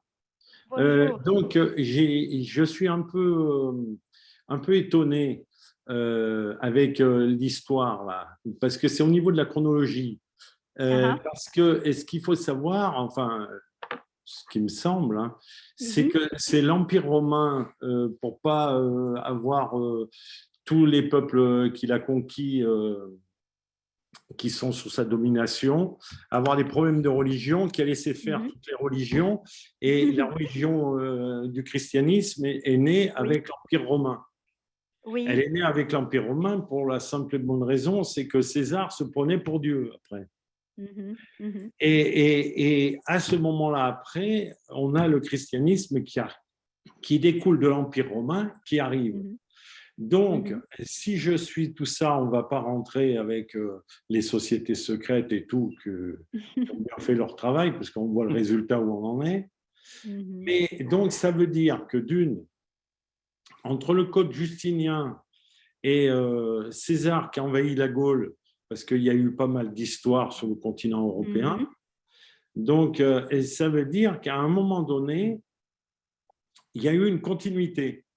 Et là, pour moi, il y a un sujet à aborder parce que pour moi, on dirait qu'il y a un trou là. Il y a un trou, on ne sait pas trop où on est. Mais bon, je vous rejoins là, je vous rejoins sur ce que vous venez d'exposer. Mais alors, moi, je pose une question. Comment se fait-il que, parce qu'il doit y avoir un problème de chronologie, hein. À mon avis, bon, j'irai un peu sur le recentrisme, hein, je ne sais plus, c'est comme ça qu'on dit, parce que pour moi, on nous ment sur toute l'histoire. Hein, le recentrisme. C'est ça.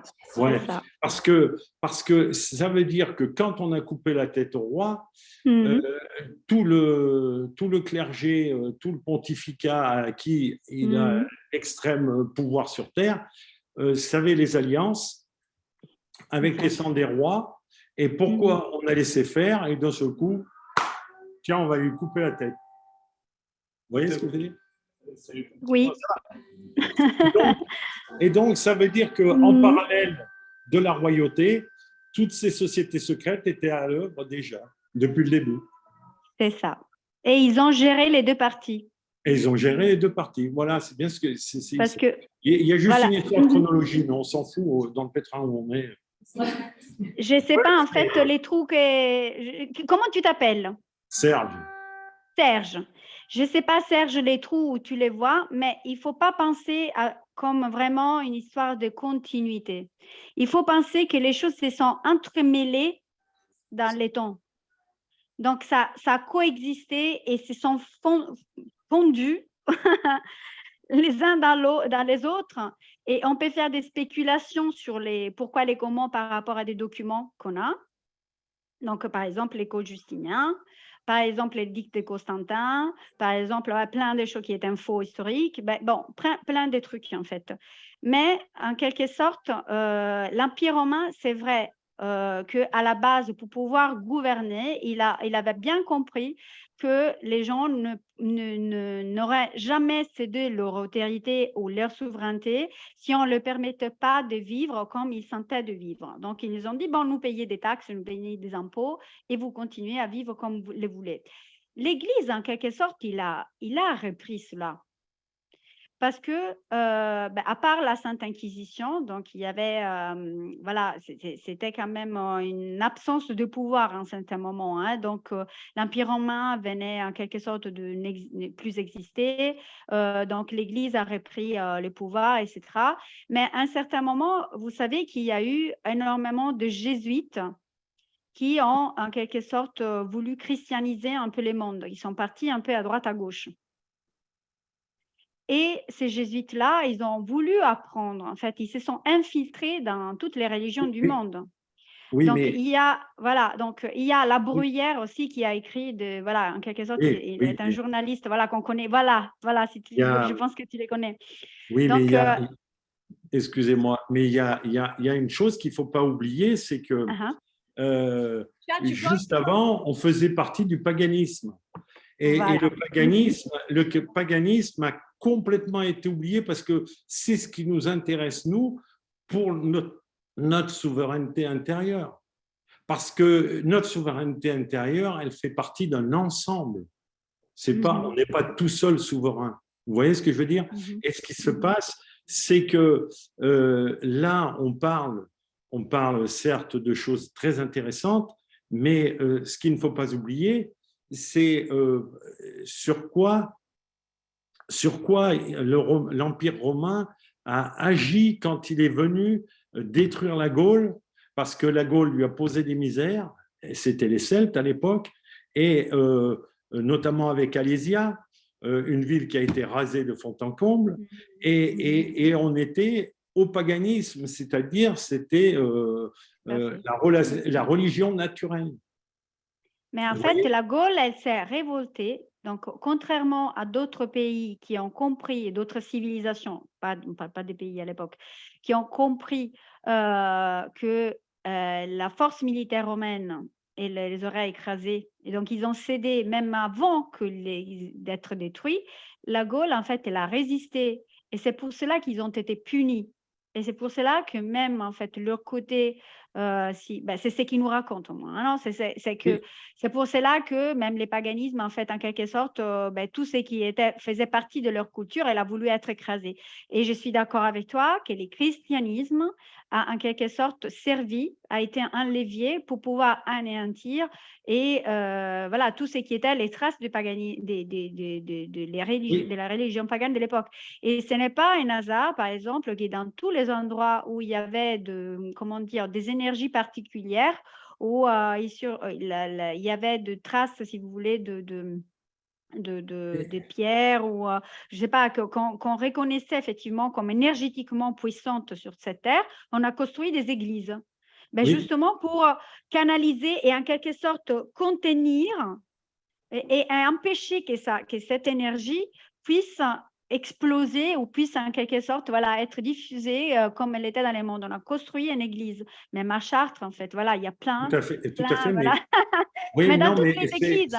C'est très intéressant ce que vous parlez, mais ce qui se passe, c'est que, et c'est là qu'il faut se poser des questions au niveau de la chronologie, parce que la chronologie, c'est vrai qu'on peut s'en foutre en parlant poliment, mais dans le cas qui nous intéresse là pour le PPT, la chronologie a quand même un sens. Et c'est là que je vous rejoins, c'est qu'il y avait beaucoup d'énergie, vous avez raison de le souligner, c'est qu'il y avait beaucoup d'énergie sur certains lieux qui ont été presque, si on peut dire entre guillemets, désacralisés, c'est-à-dire qu'ils ont essayé de plomber ces lieux. Mais par contre, au niveau de la chronologie, il faut se poser la question, si c'était en l'an 50, moins 52 avant Jésus-Christ, ok, je vois où tu veux venir, Serge. Pourquoi l'Inquisition a tué toutes les sorcières, tous ceux qui savaient, en 1200? Là, il y a une histoire d'échelle, quoi. Vous voyez ce que je veux dire? Parce que la chronologie qu'on connaît n'est pas la chronologie que… voilà, moi j'interroge l'Assemblée, ça ne colle pas, il y a un trou dans la raquette, là. C'est ça.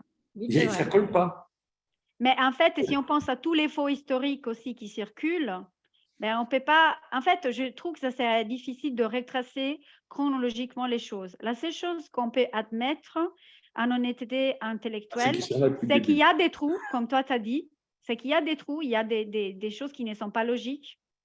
Et forcément, en fait, à l'état actuel où l'abomination est vraiment évidente, on comprend, on peut arriver avec la logique à certaines conclusions. Mais encore une fois, avoir vraiment la preuve d'où ça a commencé, c'est… Voilà, c'est ça. En tous les cas, ils sont là. Ils sont là, d'après l'exposé, là, ils sont là, et puis ça ne fait pas l'ombre d'un doute. Plus que c'était les sociétés secrètes, elles s'appelaient comme elles s'appelaient au cours des âges. Elles ont toujours été là. Et au départ, elles servaient pour le bien du plus grand nombre. Et puis après, ils se sont aperçus, ils ont dit, tiens, avec ça, on pourrait peut-être c'était la psychologie moderne. Hein. On pourrait peut-être faire quelque chose pour manipuler les gens. Tout à fait. Puis après, mais c'est des questions qui sont importantes, hein, parce que la souveraineté, pour moi personnellement, hein, c'est revenir quelque part au vivant, au paganisme, à ce qui nous entoure. Hein. Ça passera pas. C'est des passages obligés avec les formulaires et tout, mais le vivant, c'est quand même la souveraineté, hein, et c'est la religion du paganisme.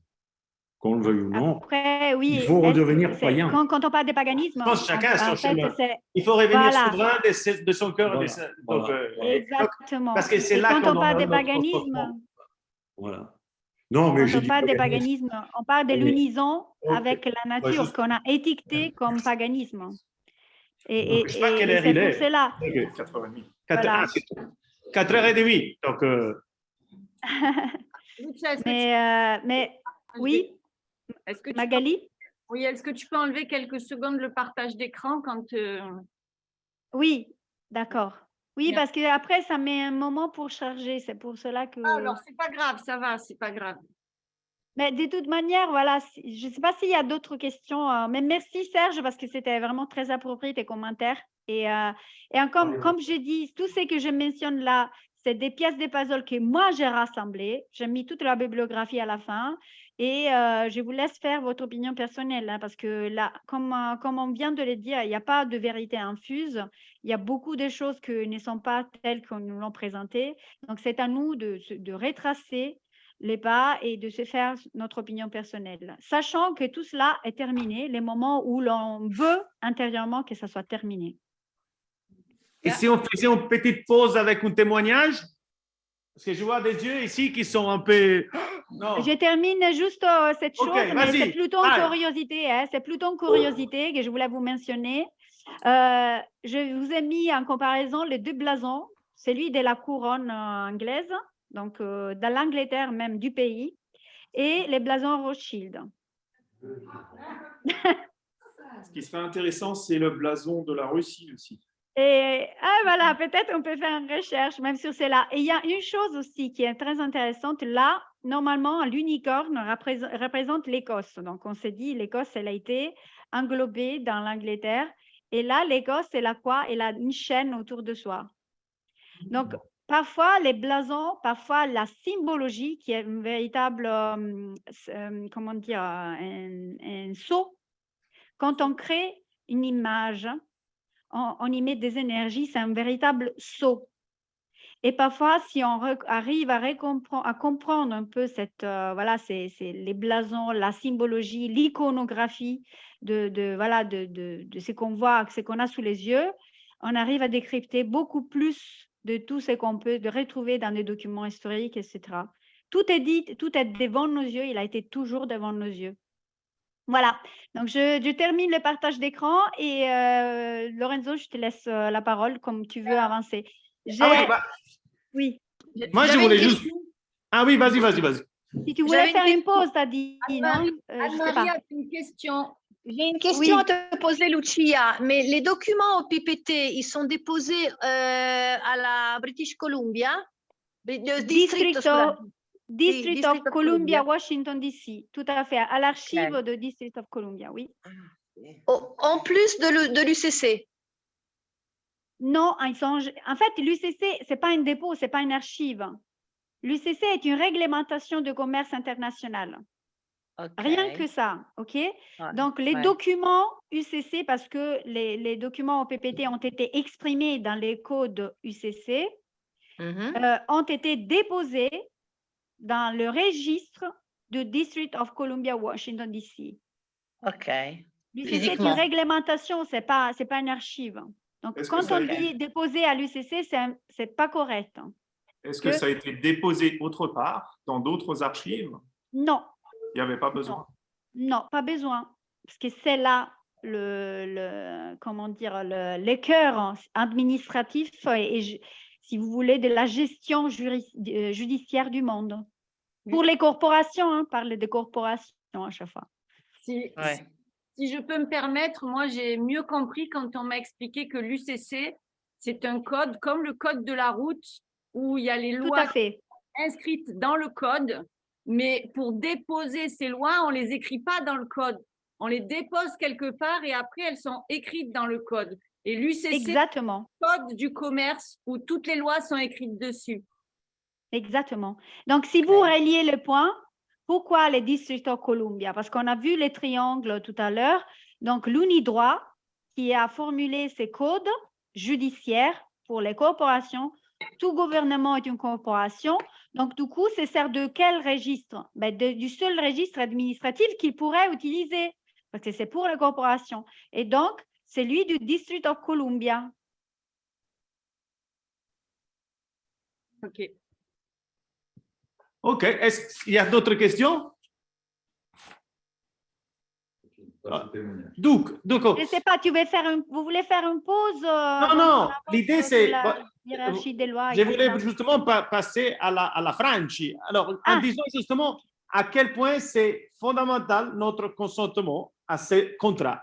C'est-à-dire que on voit vraiment très bien que ces contrats, ils n'existeraient même pas s'il n'y avait pas notre consentement. Donc, à partir du fait qu'on a accepté que Dieu, ça se passe par un prêtre ou par un intermédiaire, jusqu'à avoir les témoignages de la Franchi, elle est toujours là, non?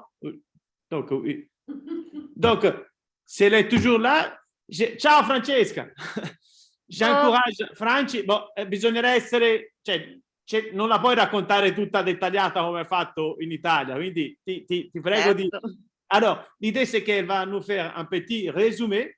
Son témoignage, je l'ai partagé aussi sur Telegram au PPT France, donc il est traduit. Donc, et là, voilà, il y aura la traduction simultanée, donc on ne pourra pas aller dans les détails, mais mon souhait, c'était qu'elle nous partage son expérience, parce que son expérience va être vraiment, elle va toucher les nerfs, pas de la guerre, parce que nous, on n'est pas en guerre, c'est les nerfs de la paix, les nerfs de la vie, en fait, parce que c'est une maman qu'elle a juste utilisé les outils au PPT pour se défendre d'une situation, je dirais, la plus grave du moment qui puisse se trouver. Donc voilà, je vous laisse la Franci et Anna. Okay. Présentez-vous, faites... Et si tu peux la mettre en écran. Oui. Voilà, vas-y, on va faire comme ça, così. Ti presenti, ti devi presentare. Mi presento. Allora, ci vediamo così, ecco. Grazie Ciao a Francesca. tutti. Grazie a voi, grazie a te Lorenzo, grazie a Lucia.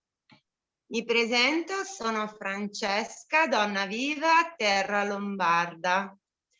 La mia storia riguarda principalmente l'autodeterminazione di mio figlio.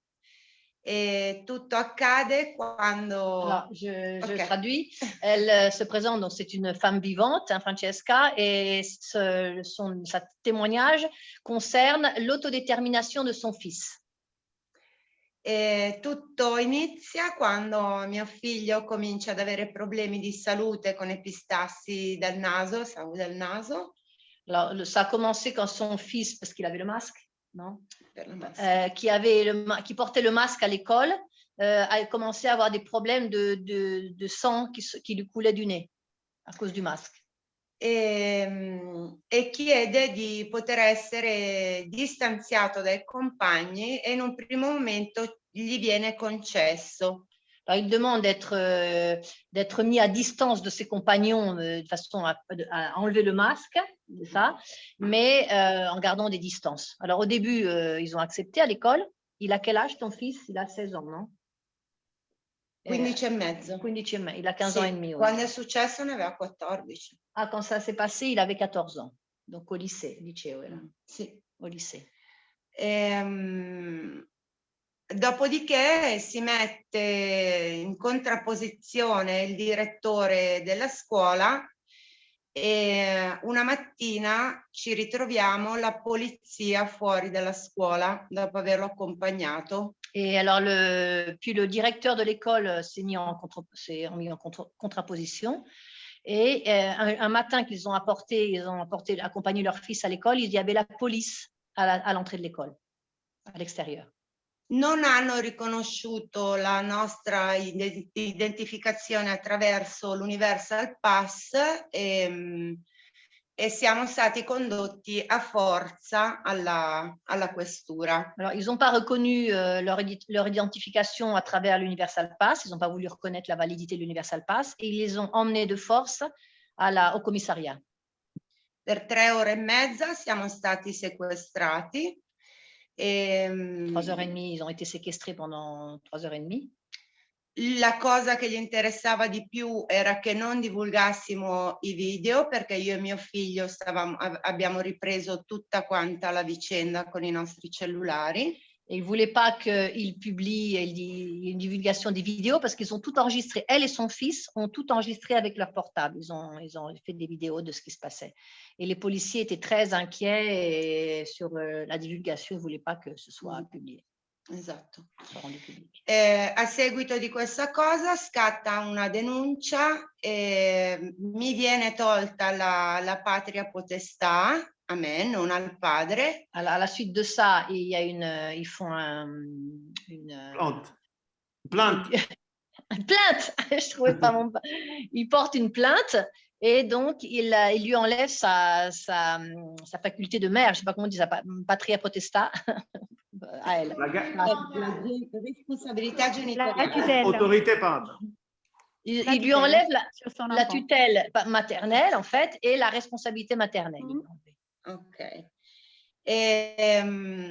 A seguito di questo viene assegnato un avvocato a mio figlio Eric e fuori di lì ci muoviamo con i documenti, attraverso i documenti OPPT con nota di cortesia e rigetto di tutta questa denuncia. Alors, il y a un avocat est assigné à leur fils, il leur donne un avocat qui décide eux, et à la suite de ça, eux, ils rejettent avec les documents PPT, avec une notification de courtoisie, note de courtoisie, ils rejettent avec les documents PPT toute cette plainte.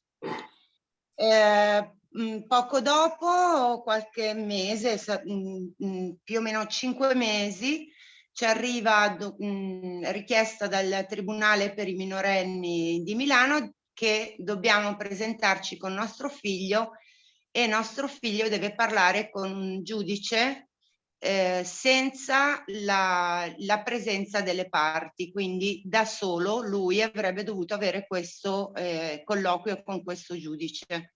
Alors après 5 mois après, ils reçoivent un avis de se présenter, que leur fils doit se présenter au tribunal avec un juge sans ses parents, sans autre personne, tout seul, mineur. Hein. Il giorno dell'udienza, mentre ci aspettavano, noi abbiamo preso il nostro cane e siamo andati a fare una passeggiata in montagna. Alors le jour de l'audience, ils ont pris le chien et sont allés se promener à la montagne, toute la famille. Dopodiché, a distanza di 2 settimane, si presentano alla porta un carabiniere, un messo comunale, l'avvocato assegnato a mio figlio et l'assistente sociale. Alors, 2 semaines après, à la porte de la maison, arrive une délégation avec un gendarme, un assistante sociale, un messo comunale, je ne sais pas comment vous traduisez, un type de la mairie, enfin, un fonctionnaire, de la mairie, et puis l'avocat du fils. Abbiamo avuto un colloquio di più di un'ora, non riconoscendo la finzione giuridica e chiedendo ripetutamente all'avvocato in quale veste fosse lì, perché lei continuava a dirmi che era lì come mamma. Alors, l'avocate, après 1 heure, ils ont parlé pendant 1 heure, pendant lesquelles Francesca, la famille ne reconnaissait pas la fiction juridique, c'est pas nous ne sommes pas cette fiction juridique, donc ils rejetaient l'identité, l'identification avec la fiction juridique, et elle demandait à l'avocat, mais dans quel rôle vous vous présentez? Et l'avocat disait, je me présente comme mère, comme une mère. Esatto. Dopodiché ci dice sempre questo avvocato che il carabiniere è lì per sfondare la nostra porta se non li facciamo entrare, perché loro sono lì per vedere la stanza di Eric. Alors, le gendarme dit qu'ils sont là pour défoncer la porte s'ils les font pas entrer, parce qu'ils veulent voir la chambre d'Eric. Ils disent qu'ils vont défoncer la porte s'ils les font pas entrer. Al che gli chiediamo sotto quale giurisdizione pensa di essere, che noi siamo in legge naturale, e di spiegarci la differenza tra legge naturale et diritto positivo. Alors, il lui demande au gendarme sous quelle juridiction il pensait faire cet acte, il était, hein, et elle lui dit quelle est la différence, est-ce que vous connaissez la différence entre la loi naturelle, parce que nous on est sous une autre juridiction qui est la loi naturelle, et le droit positif. Ok. Dopo varia discussione, mio marito, contro il mio consenso, decide di farli entrare in casa perché l'avvocato dice che se gli facciamo vedere la camera di Eric, lei mette un punto a questa situazione e ci toglie di mezzo i tribunali. Alors, son mari cède à l'insistance de l'avocat qui dit que s'il lui montre, ils la font rentrer et il lui montre la chambre d'Eric, de son fils, ils mettront à point l'avocat va faire en sorte qu'il y ait un point à cette situation et qu'ils enlèvent les tribunaux, ils éliminent les tribunaux. Ok. Li facciamo entrare come richiesta, però a seguito di questa visita c'è la reiscrizione di Eric presso un'altra scuola. Alors, ils les font entrer, mais une des conditions, c'était la réinscription de leur fils, de Eric, donc, dans une autre école. A seguito di questo, invece, nonostante avessimo preso un appuntamento perché l'avvocato voleva conoscere Eric, abbiamo nei giorni successivi annullato la richiesta di questo incontro. Ils ont annulé la demande de l'avocat qui voulait rencontrer Eric, donc il avait demandé, fait une demande d'avoir un entretien avec Eric, seulement, da solo con lui, hein, seulement avec lui, et ils ont annulé cette demande, ils ont refusé cette demande. Ok.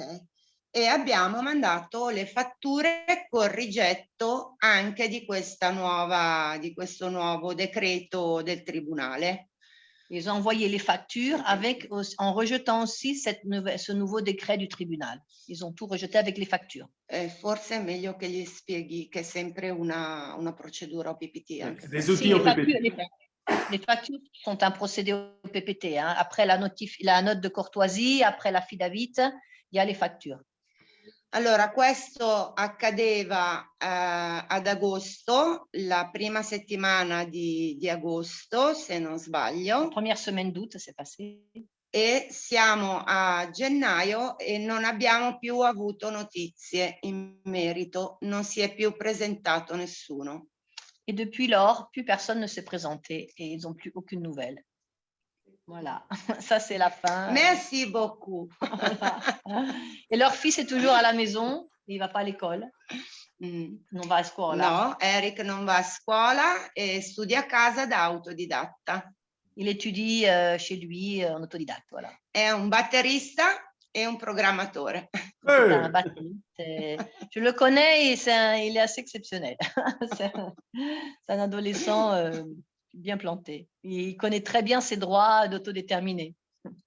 Déjà, pour avoir tenu tête au directeur de l'école, la maîtresse, aux enfants aussi, les ados avec lui, honnêtement, chapeau. Hein. Brava, mamma mia, bravo. Tuo figlio è veramente una forza della natura. Bravissimi. Grazie. Alors, il y a une question. Sì. Oui. Lo dico in italiano perché la signora è italiana. Questa cosa delle fatture, che è un documento PPT, non ho capito che fatture sono. Bon, alors, demande les factures, qu'est-ce que c'est? Bon, on va les voir dans les détails, mais je sais pas, peut-être Lucia, je sais pas. Ben, alors, rapidement, en fait, l'avis de courtoisie, les factures, l'affidavit, etc., sont des outils, des instruments commerciaux, en quelque sorte, qu'on utilise où on affirme en fait notre juridiction, donc de droit international et universel, donc au PPT, et sous les droits naturels. Donc, mais dans ces documents-là, normalement, il y a des conditions véritables de contrat. Donc, comme on parle à des corporations, donc les gouvernements sont des corporations, ça on l'avait déjà vu. Normalement, en fait, on interagit avec eux sur une base de contrat. Déjà, le Black's Law que je vous ai lu tout à l'heure, hein, ça c'est un dictionnaire de loi, mais vous avez vu, il y a les commerces dedans. Donc, il faut interagir avec eux avec des instruments commerciaux. Donc, l'avis de courtoisie et la facture sont des instruments commerciaux. Et pourquoi, en fait, quand on envoie ces documents-là, ils n'ont pas trop de choix, en fait. Il y a même l'acceptation conditionnelle pour la valeur qui est un autre document. Mais les institutions n'ont pas vraiment trop de choix parce que s'ils répondent, en fait, à ces documents-là, ils acceptent les conditions. Donc, en fait, on peut utiliser ce document même chez un tribunal des commerces, par exemple. Vous voyez, pour l'exécution voilà, du contrat, parce que c'est vraiment un accord vraiment à tous les effets. Ou ils peuvent, en quelque sorte, faire retrait, parce qu'il n'y a pas vraiment beaucoup d'options, hein. Soit ils acceptent et ils continuent, en fait, dans cette démarche, donc on peut utiliser ce contrat parce qu'ils ont accepté les conditions. Soit, en fait, ils abandonnent, et c'est le cas de Francesca, donc, en fait, ils n'avancent plus et ils ne répondent même plus. Ou, en fait, ils disent que le cas n'a jamais existé. Il n'y a pas vraiment beaucoup de cas, beaucoup de réactions possibles à un document voilà, commercial pareil. Parfois, ils essayent d'ignorer. Mais alors, en quelque sorte, on leur rappelle certaines choses et donc on avance dans la démarche parce qu'on commence avec l'avis de courtoisie et après, on augmente la dose avec la facture. Et on leur rappelle qu'ils avaient déjà reçu en fait, des avis de courtoisie. Mais encore une fois, tout cela, c'est des documents, en fait, c'est des contrats véritables. Et normalement, en fait, quand on arrive à des tribunaux, les tribunaux savent de quoi on parle.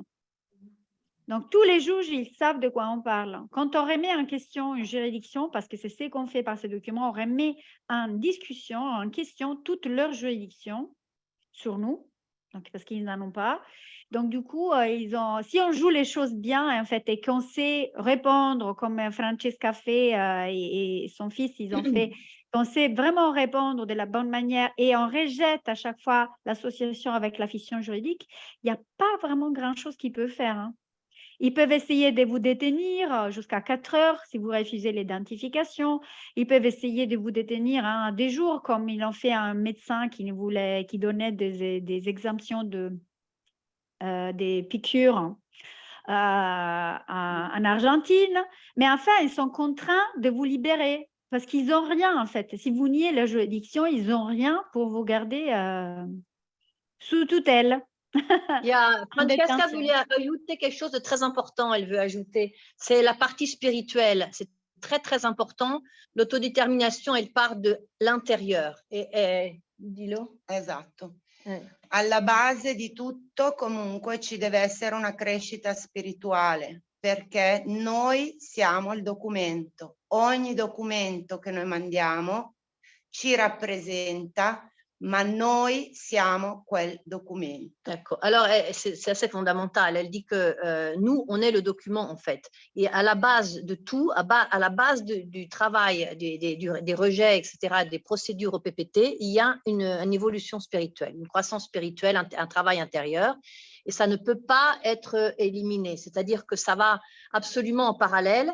Nous, on est les documents. C'est-à-dire que les documents, c'est un instrument pour dialoguer avec le système qui a besoin encore d'un bout de papier. Mais en fait, c'est nous qui faisons le travail, c'est notre conviction intérieure et notre autodétermination et l'énergie qu'on y met. Il ne faut pas oublier qu'on est sous la loi naturelle, ça c'est moi qui l'ajoute, qu'on est sous la loi naturelle et la loi naturelle, c'est la loi divine et c'est la loi du karma, on peut aussi dire. Hein. Donc, elle agit de toute façon. Donc, quand on est en honneur, en amour et en responsabilité illimitée, eh bien, tout arrive, les portes s'ouvrent ou se ferment, celles qui doivent se fermer. È tutto programmato su dei riti. Queste persone, consapevoli o inconsapevoli, fanno dei riti. Tout est basé sur des rites. Ils font des rites, des rituels. Rituel. Et justement, Lucia, tu parlais du tribunal. Au tribunal, c'est un rite où vous rentrez dans le bateau. Voilà. Et là, il est habillé en noir parce que nous ne sommes pas vivants et du coup, il va décider de notre personne physique, pas de notre homme. Donc voilà, c'est juste pour. Et si je peux ajouter, en fait, si je peux rajouter là-dessus, il faut comprendre que tout ce qui est relié sur terre est relié dans les ciels. La Bible en soi, tous les documents, en fait, comment dire, les textes, si vous voulez, religieux, spirituels, en quelque sorte, sont des textes commerciaux, dans le sens où, en fait, il faut comprendre que tout est un. Donc, comment dire, ce qu'on est en train de vivre de façon matérielle, en quelque sorte, est juste l'expression de quelque chose de spirituel qui se passe. Et si on veut vraiment se libérer, il faut d'abord dénouer vraiment et travailler sur l'enjeu vraiment spirituel intérieur qui fait qu'on est encore des victimes, que nous, on sera encore victimes au sujet de quelque chose qui nous dérange. Parce que c'est dans une perspective vraiment d'expérience sur Terre, on a besoin de faire certaines expériences et jusqu'à ce qu'on ne dénoue pas, en fait, on n'arrive pas à éliminer, à résoudre certains de nos enjeux personnels profonds, mais les restes ne suivent pas. Donc, comme Francesca, grazie, parce que c'était vraiment fondamental. Elle a ajouté un truc très important. Elle vient de me dire un truc très important, que dans le deuxième décret du tribunal, c'était écrit malgré le rituel, ils ne se sont pas présentés. Exactement. Nonostante il rito, malgré le rite. Donc, ils reconnaissent que c'est un rite. C'est terrible. Incroyable. Mais ils le disent, c'est sous les yeux. Hein. On l'a toujours sous les yeux. Ils ont besoin de notre consentement, toujours. Et c'est cette question aussi qui ramène à la première question de tout à l'heure. Il ne faut pas oublier ce qui est... Et ils nous disent tout, c'est nous qui n'entendons pas, mais ils nous disent tout. Ils nous disent tout. Ils disent qu'ils font diminuer la population. Ils ont dit qu'il fallait faire le Big Reset. Il y a même un livre qui a été écrit dessus de Klaus Schwab. Ils nous disent tout. Donc, si on ne comprend pas, c'est notre problème. Donc, voilà. Grazie per lo Il y a quelqu'un qui voulait intervenir dans, je pense. Ce qui est à l'intérieur, pareil que ce qui est à l'extérieur. Oui, voilà. Donc, à un moment donné, c'est à nous de donner l'impulsion. Tout à fait. Où on veut aller, quoi. Exactement. Il n'y a pas de dualité entre nous et l'environnement. Donc, et c'est exactement l'objectif de l'excuse, en quelque sorte, de l'OPPD, c'est revenir à cette éternelle essence qui nous appartient et que nous sommes Dieu, nous sommes les créateurs de cet univers, mais à chacun à sa façon, dans son environnement, dans sa... Donc, oui, tout à fait. Donc, et la dualité, grazie.